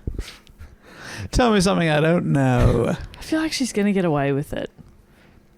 It turns out after she had the driver take her to the train station south of Sydney, telling him she was heading for Melbourne, she actually caught a train straight back to Sydney. and the sighting of her in downtown Sydney was a genuine sighting. She was in town sorting out some lawyers for an inevitable court case. As it turned out, it was Ethel who had anonymously rang the police with her location. As Nicholls wrote, sick of being on the run, she wanted to clear the air, tell her side of the story, get her life back. Her lawyers had assured her that if she faced up to the charges, she'd more than likely get off the minor fraud charge, and she was now ready. That's a good twist. Yeah. Leading up to the trial, Ethel's lawyer organised her an interview with the Truth newspaper in which she said, "The only person I've ever heard is myself. No. That is because, woman-like, I've been too trusting and generous." Oh my God. Whoa. The only person I've hurt is myself. My biggest crime is caring too much. If that's a crime, I arrest me. love too much and too easily. Guilty as charged. I guess I just have bad taste in men. And my children are men and they're bad. And fuck you, Billy. Fuck you, Billy, you dog. You started all this. I loved you, Billy. The trial was massive news. Crowds gathered outside every day and opinion was divided as to Ethel's innocence. It was in all the papers, but it was just like, it's something like, it's a real big thing. Yeah. Oh, yeah. Ah. Couldn't have said it better You know myself. what I mean? Like No. it was, what do you call it when a news story goes real big? It's big. Yes, thank you. At the end of the trial, I got to this point, and in the book, there's still like I say, read the book because I'm only telling a sliver of it. I didn't the second Which is half. crazy. Yeah. Well, Because we're at nearly 3 hours. anyway, This is a sliver. I'm going through some parts briefly here. At the end of the trial, the jury found Ethel guilty on both counts of fraud. And despite the judge not really being sure what to make of Ethel, he ended up not giving her any jail time. Instead, just a £300 bond. It seems a lot of the rest of her life, Ethel spent in courtrooms. She sued multiple parties, including her lawyers and even her ex-fiancé, Rex Beech. Why? Because he He's said just another Billy. he was going. I think it was because he didn't go through the wedding, maybe. And she was left with some of the costs. How her life ended seems to have been hit by a bus. No, sorry. No, I've misread that. No, it's some sort of a mystery. No. Choose your own death. Oh, It's yeah, fun. that's true, actually. Yeah, then we can choose. In the 1980s, her son Frank, who he didn't have... Frank II. Frank II, who didn't really rate his mum. Basil was pretty open to her coming. Frank never really forgave her for how he was treated. That's fair. But he was looking for his birth certificate and thought if he tracked down his mum, she might have it. He's like, she'd be very old now, but if I find her, maybe she'll still have it. But according to Nicholls, a death notice appeared in the South Australian Advertiser stating that Mrs. Florence Ethel Livesey had passed away in the small country town of Clare, South Australia in March 1953. So that was that. 1953. Ethel was gone at the age of 55. Or was she? After ordering the death certificate, it showed the death of an 87-year-old woman who had died from gangrene in her left leg. Like, that doesn't seem right. Strangely enough, there were newspaper reports about a woman looking uncannily like her 18 months after she'd been released from Adelaide jail. She was being sought for 3 counts of false pretences in Western Australia. This large middle-aged woman had a nice little scheme happening where she'd say she was going to buy a house, then get the keys from the owner or estate agent without even paying a deposit, then show the house to young couples, offering it at a greatly reduced price, and would then pocket their cash deposits before disappearing. Could this have been Ethel? Sounds like it's possible, but we'll probably never know for sure. It's unknown. That death certificate, the age really didn't add up at all, unless she changed it from -9 to plus 30. Yeah. 30. Of all the victims she left in her wake, some recovered better than others, and some have their fates unknown. There was a bunch of her ex-husbands and stuff where Nicholls wasn't quite able to track down. Some of the ones she did track down, Thomas Livesey bought back his 2 properties from Ethel's bankrupt estate for £150 and promptly disappeared off the radar. A darn sight poorer than when he first met the charming Mrs. Ethel Corradine. So he luckily got a couple of his properties back, and which means he was probably doing all right. She was bankrupt, so she that was another big court case, and she owed a lot of people money, but was bankrupt, which was very embarrassing. Oh, it is embarrassing. You can't travel first class and you're bankrupt. That's right. Ethel's son Basil continued to run his news agency until he retired. That's the coolest thing in the whole story. Yeah. It's the only thing she bought that actually lasted. Yeah. Yeah, great. The only thing she did for anybody else. And his brother Frank George Anderson was married with 5 children. Get this. All named Frank. Married with 5 children when he met the love of his life, June Boland. She was a widow with 4 small children of her own. They raised the 9 children together, determined not to let their combined brood be torn asunder, and together had another 5 children. No. I don't know if there's any questions that come off the back of that 14-child family. Or I guess my only question is, do they know what's causing it? Yeah, fantastic question. But he was already married. Yeah, and then so met someone else. Yeah, it was like the apple doesn't fall far from the Yeah. tree sort of stuff there. 14 children. That's And is one of them the grandchild of the book? Yeah, I guess so.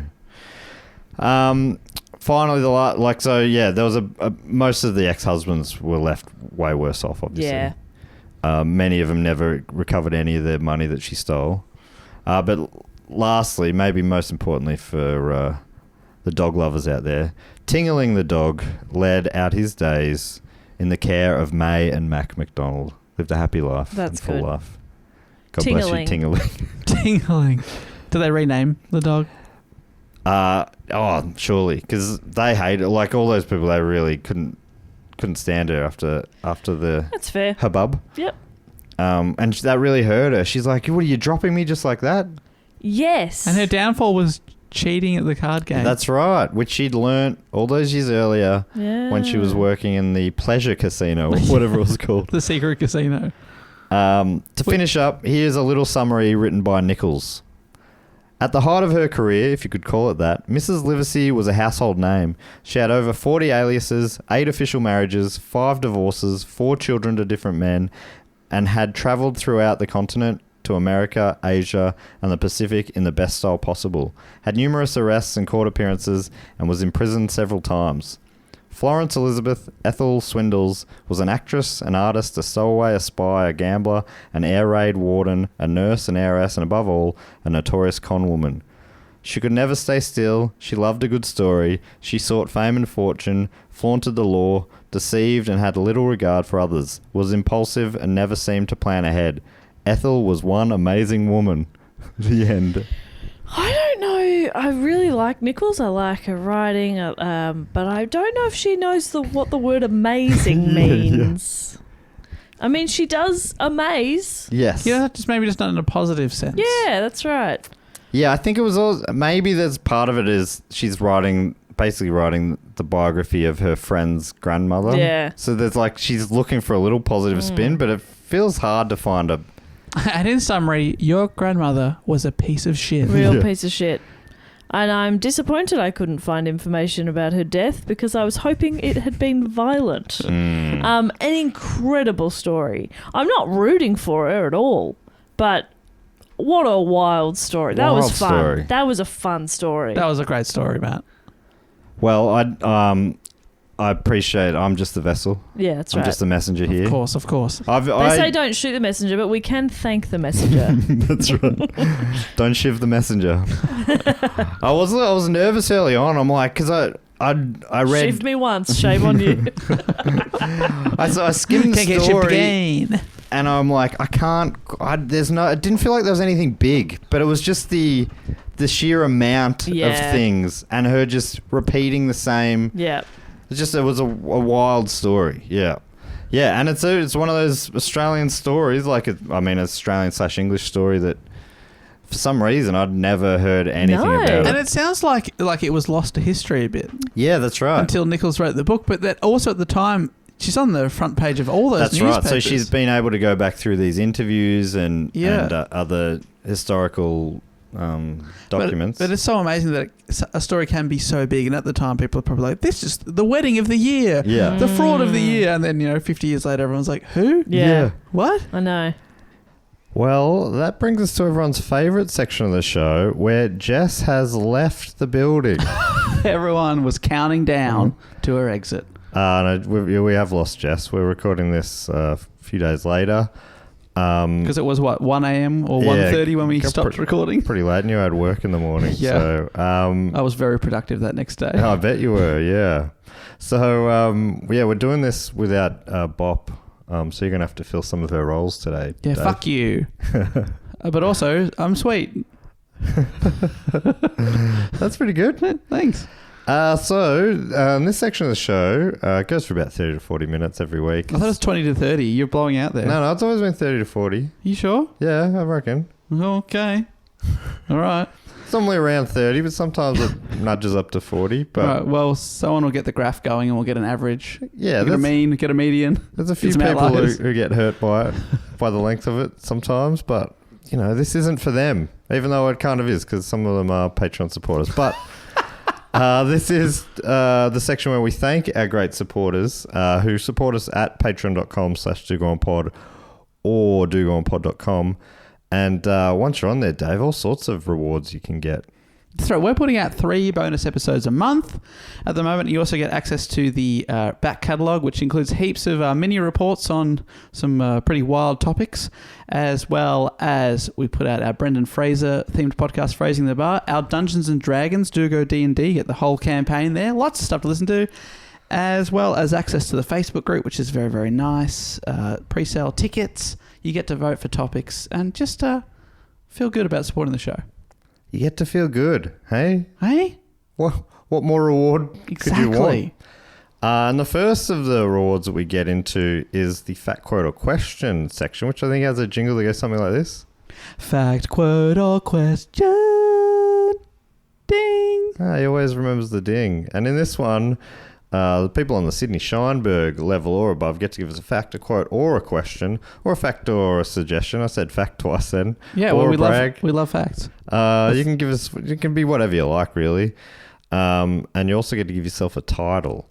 And we read 4 out each week. I don't read them until I read them. Mm-hmm. And this week, the first one comes from Pete Holberton. Dave, who I believe you bumped into. Am I remembering that right? Yes, Pete, how are you? On the streets of South Yarra, I bumped into Pete whilst he was headphones in, and he goes, I'm listening to you right now. Listening to an episode. So that was quite amazing.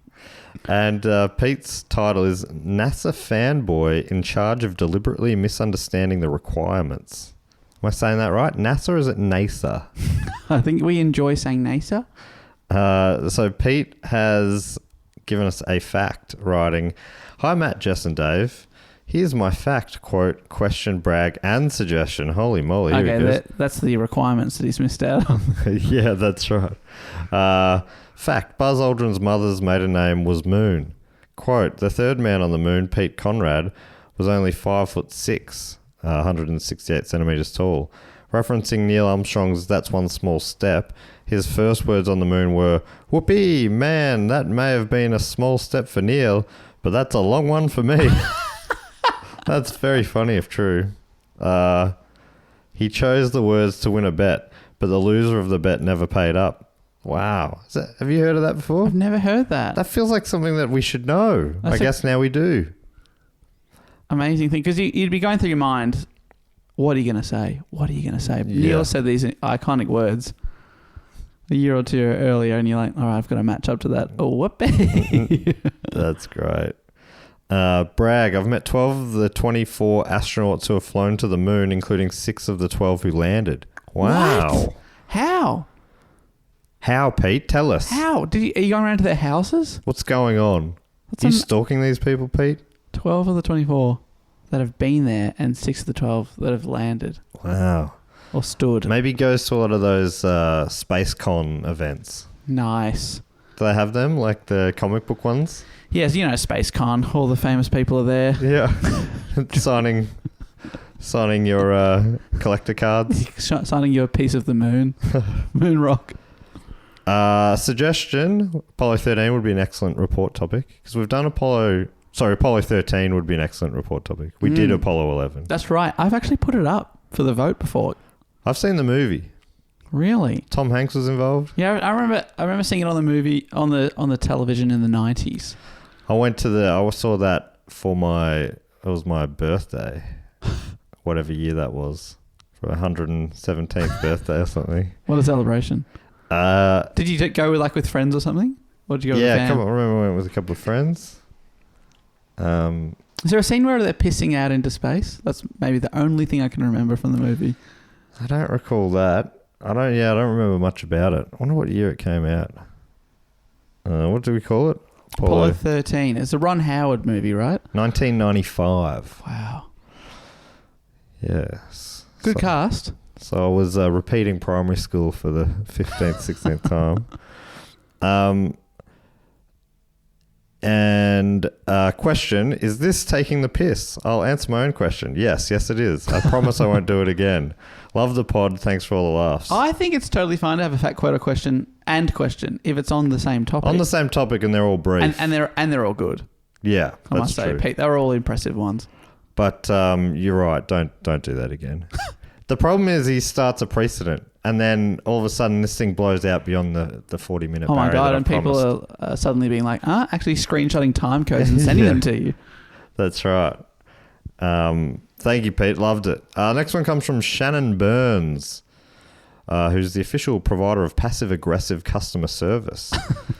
And they're asking a question, which is, what is the weirdest coincidence that happened to you? They've answered the question. Thank goodness. Because I need time. It's the kind of one that you need a bit of notice on. And I feel like I should check the questions first and give them to you and Jess ahead of time. Yeah, because I don't like disappointing people by the biggest coincidence. Yeah.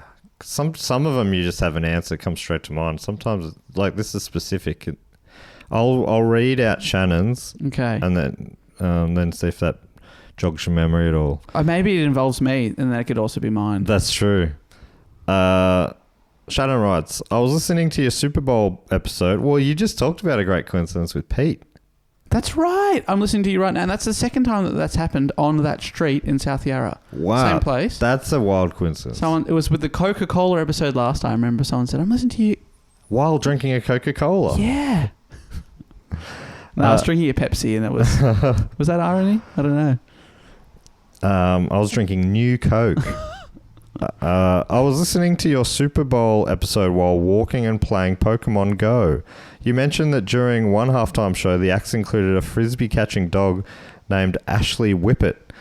I was walking past the Pokemon Go gym at that moment and decided to check which players had Pokemon. Does that make sense to you? That's the end of it. Oh, okay. I thought there was going to be something else. So... Yeah, it feels like it's missing a part of it. I don't know if that got cut off or something, or am I just not understanding this? Because there's no full stop at the end. From the top. What were they doing with the frisbee? They're listening to the episode. So listen to the Super Bowl episode while walking and playing Pokemon Go. The weirdest thing in this is that there's a Pokemon Go gym. Yeah, I think there must be designated zones or something. Oh, okay. I thought it was like a gym where Pokemon people, like, you know, like with the barbells had Pikachu drawn on them and stuff. No, because in the game and the TV show, the whole thing, there's these different gyms that you go into, and to get a badge, which to become a Pokemon Master, you need all the badges. You have to challenge the leader of that gym. Oh, right. So it's like scouts. Yeah. Dib, dib, dob. Yeah, I'm just going to say yes. I have a deja vu about that. Did we talk about that recently, and none of us, there were no scouts in the area to confirm or deny that dib dib dob is a thing? In the area? What do you mean? In the vicinity that we could ask. That wasn't you? No worries. Different podcast probably. I only talk to people on podcasts. But do you do podcasts in areas surrounded by people often, or was it a live show, you think? Maybe it was. I thought it was a live show. Right. Anyway, so Shannon writes, you mentioned that during one halftime show, the acts included a frisbee catching dog named Ashley Whippet. I was walking past the Pokemon Go gym at that moment, decided to check which players had Pokemon. Yeah, that's got to be cut off. I'm imagining someone in the Pokemon gym had a character called Ashley Whippet. Yes. Or they were flipping around a frisbee in the gym or something. Yeah. But maybe you could come back to us with that. That's part one. If you get back to us before I record the next one, I will come back with the stunning conclusion. Yeah, that's right. To be continued. Next one comes from Susie Costa from Sacramento in California. People don't normally do that, but you can put next to your name where you're from if you want. I like that. I like that too. I can picture Susie Costa. Yeah. Sacramento, the capital city of California. Yes. Sacramento Kings. Is that something? Yeah. That's a team in maybe ice hockey? Yeah. Or an old basketball team? Anyway, I'll look that up for you. Susie is the senior analyst of Nibbler and Cannoli. They still play in the NBA. There you go. They're two rescue dogs. Still playing the NBA. Oh, man. That's going to be brutal if anyone's a Kings fan. I watch the NBA and I don't even... You don't even know. They're so irrelevant at the moment that I didn't even realise they were still a team. I think they must be the fourth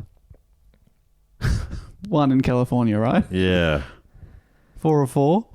Is there 4? Fuck. You got the Lakers... So Clippers, Golden State, the Warriors, and they're all pretty good. Yep. Or, have been in recent times. And then the Kings. The Kings, though, they have won a championship in 1951. Yeah, right. There you go. Anyway, Susie, sorry about dissing your team. But Susie's got a fact. Writing, I have a brag and a fact. A bract. This is my first time writing in as an upgraded Patreon member. I think of it as an upgraded. The Sydney Scheinberg upgraded Patreon level. Susie writes, Matt Stewart, prepare for a compliment ride. First, the fact. Matt Stewart's laugh is the same as my late fiance's, also named Matt. He passed away 5 years ago from brain cancer at the age of 28. Oh, that's so sad. That sucks. I'm sorry, Susie. Yeah, sorry to hear that. For a few years, I couldn't remember what my Matt's laugh sounded like, and it broke my heart. The moment I realised that the similarity was incredible, it made me cry. In those fun and rare moments where Mr. Matt Stewart gets a good laugh, it brings me back to the good days with my Matt. He always managed to laugh even when facing such an awful cancer, and he enjoyed pods too. I didn't discover your pod until after he passed, but I'm sure he would have loved all the sports episodes since he was the biggest sports nerd ever. Maddie Stew's laugh and regret face bring me so much joy, and so does the show. Thank you for allowing me to remember my Matt during the show. Also, pretty wild that a Matt from Australia and a Matt from California have the same laughs. Yeah, wow. Now my brag. After losing my Matt, I met a wonderful man named Morgan who accepted me as I am, grief and all. He and our aforementioned pups have allowed me to experience joy again, and we're getting married. Congratulations! Oh, congratulations. Our dogs will be there too. It's going to be a fabulous time. I'm also going to walk down the aisle to I Believe in a Thing Called Love. You noted that for Jess because it's a great Darkness song, of course.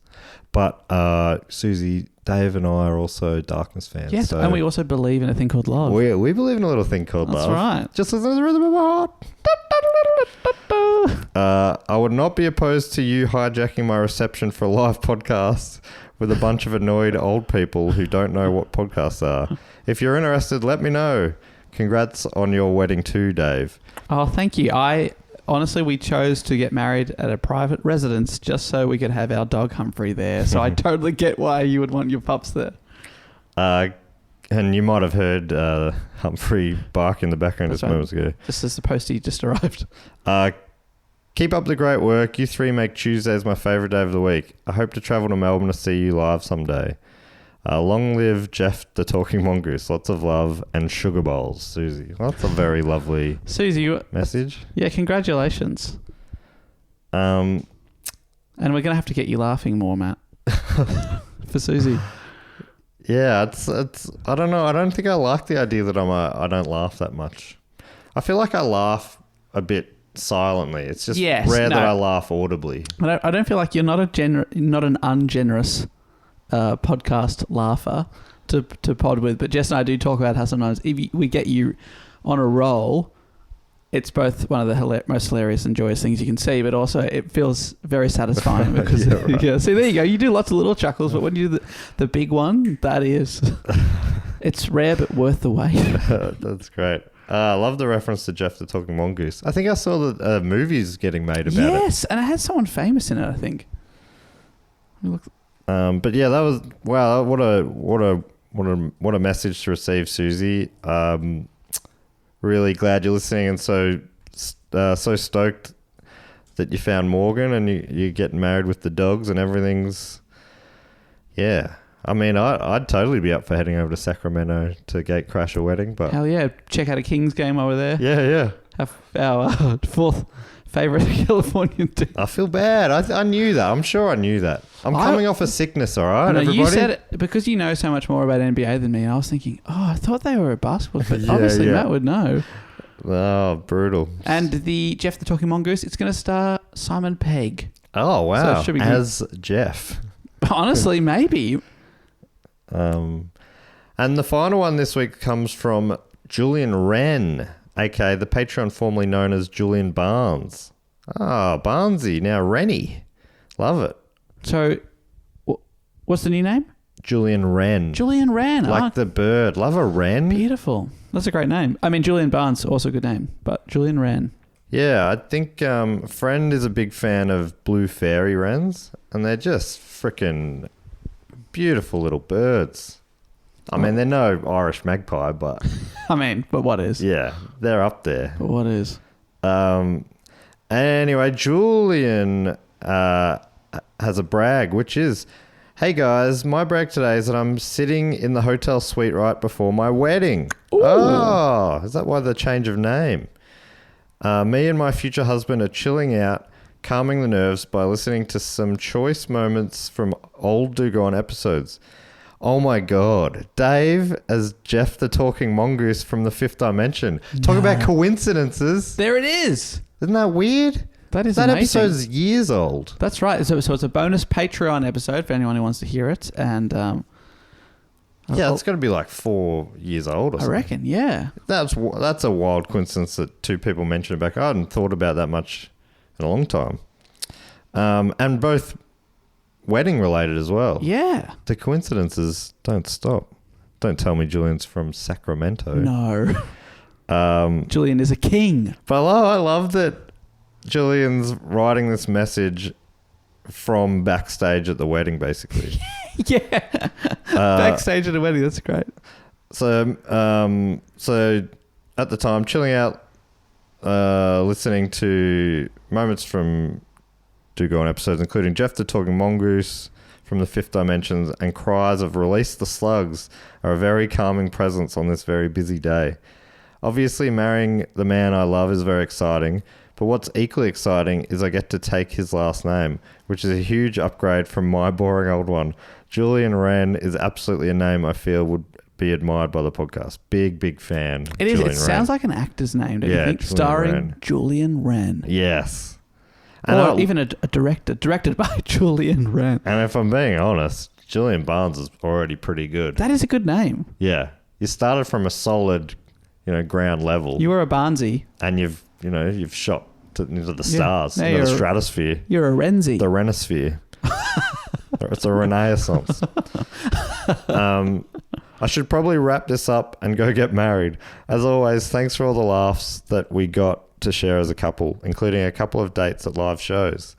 And we look forward to listening to more as husband and husband. Oh, congratulations, Julian. Congratulations. That's so freaking cool. It's wild to me that you're thinking of us on your wedding day like that. Yeah, that's right. That's fair. That's just, same as Susie's message, just sort of, it blows me away, those kind of messages, that we're part of people's lives like that. Sorry to get sincere. I felt gross straight away. No, but I totally agree with you, but it's beautiful. And, we believe in a thing called love here at To Go On. So, wonder where Julian's from. Been to a few live shows.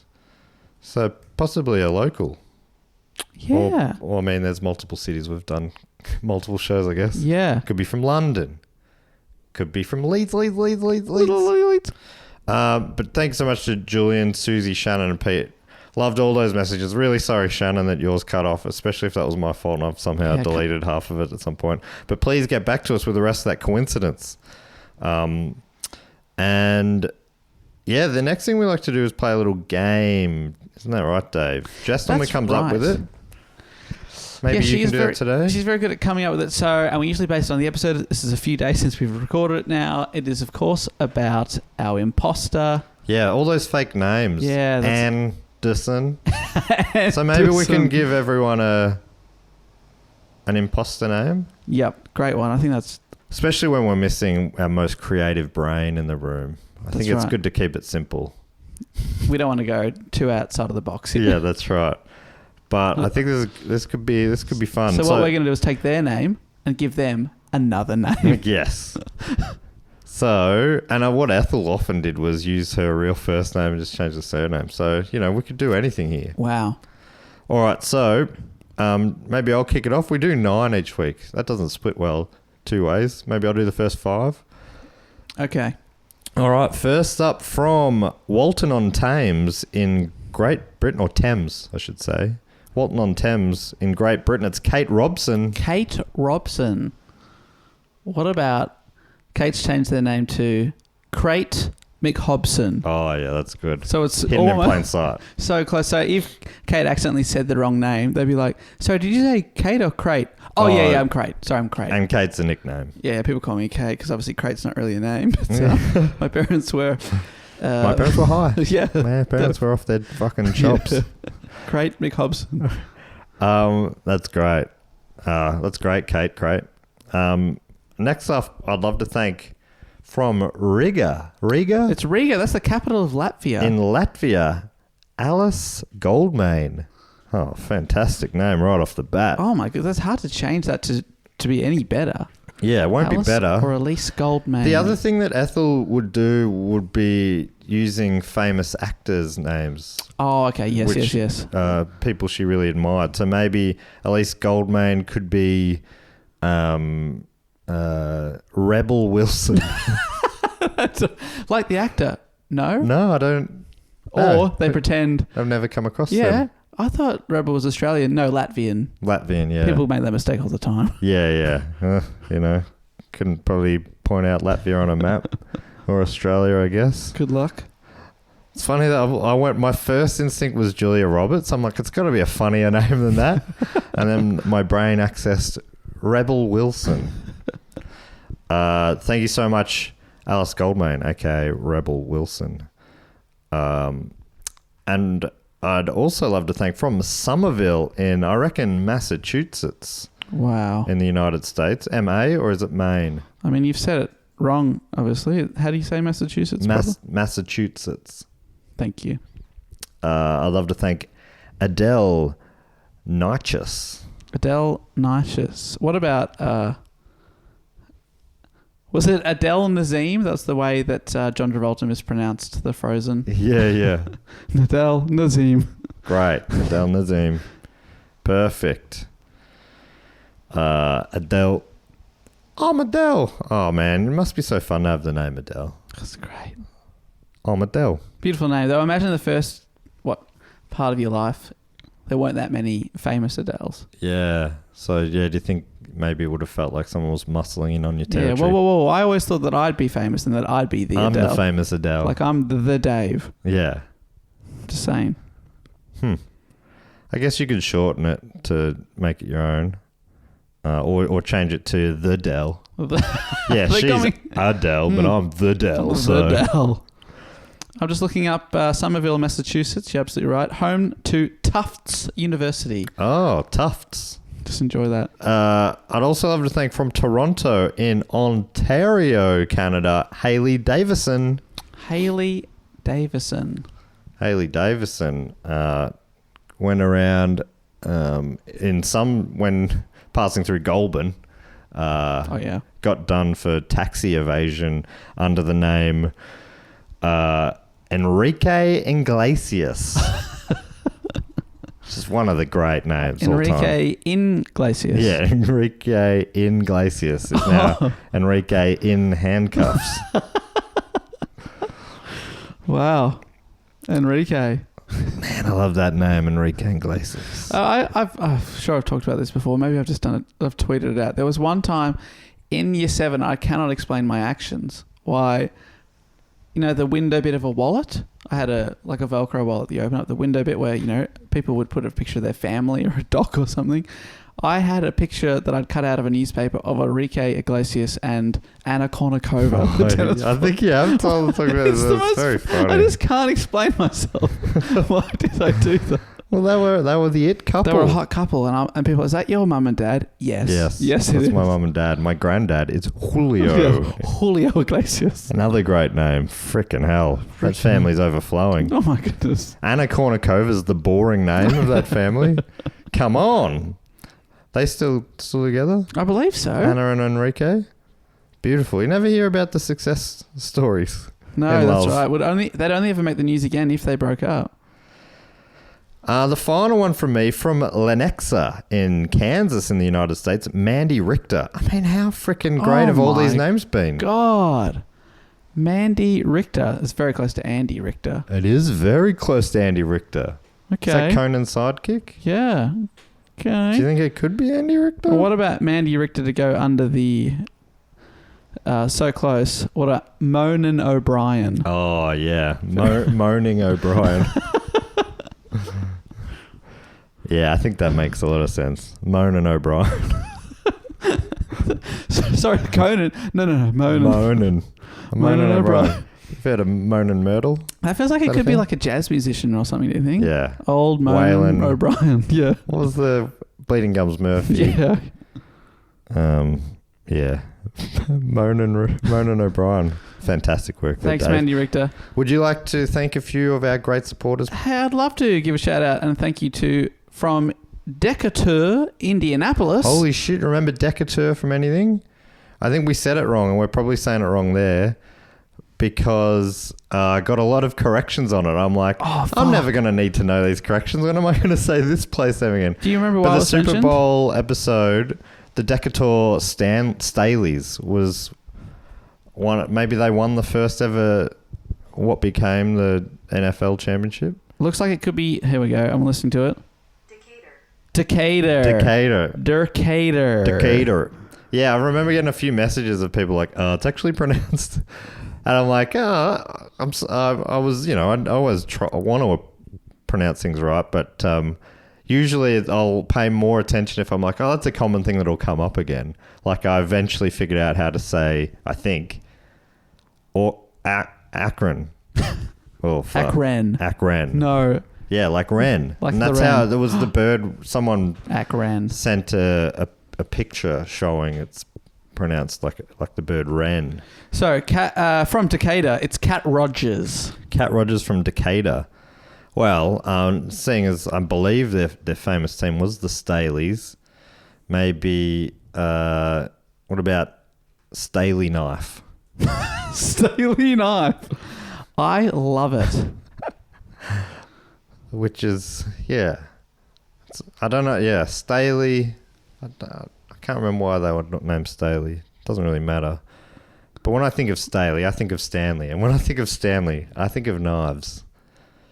Looks like it's now the Chicago Bears. Oh, right. I would have explained all this on the episode. Yeah, I know, but you just can't remember. I retain 5%. 5%, and you named every team, so every original team. Thank you so much to Staley Knife, a.k.a. Cat Rogers. I would like to thank now from unknown location. Can only assume this week this person is deep within the fortress of the mole. Listening to this episode right now. It is Kathy Hine. Kathy Hine. When I think Hine, I think Heinz. Okay. And when you think Heinz, what do you think? Beans. Yeah. Beans means Heinz. What? As the famous ad says. A good name would be Beans Means. Beans Means, yes. So what's your name? Beans Means. Beans Means. Any questions? Challenging that? Is that your first and last name or first name? No, first and last. First Beans. Beans, yeah. Surname Means. Yeah. With a Z. Yeah. Like Heinz. My parents are big Beans fans. Yeah, that's why they love beans. Go Beans, Beans. Thank you, Kathy Hine, aka Beans Means. I'd like to thank now from Perth in Western Australia, it's Jordan Quinn. Jordan Quinn. What was that song? That old song? The something Quinn. It's like the Magnificent Quinn or something. Oh, like very old? Like 60s. Okay, because that sounds like, like maybe a Bob Dylan song that was covered by a band who made it more famous. Because that to me the sounds Mighty like Quinn. when the Saints go marching in. Right. That's what I thought you meant, like something that old.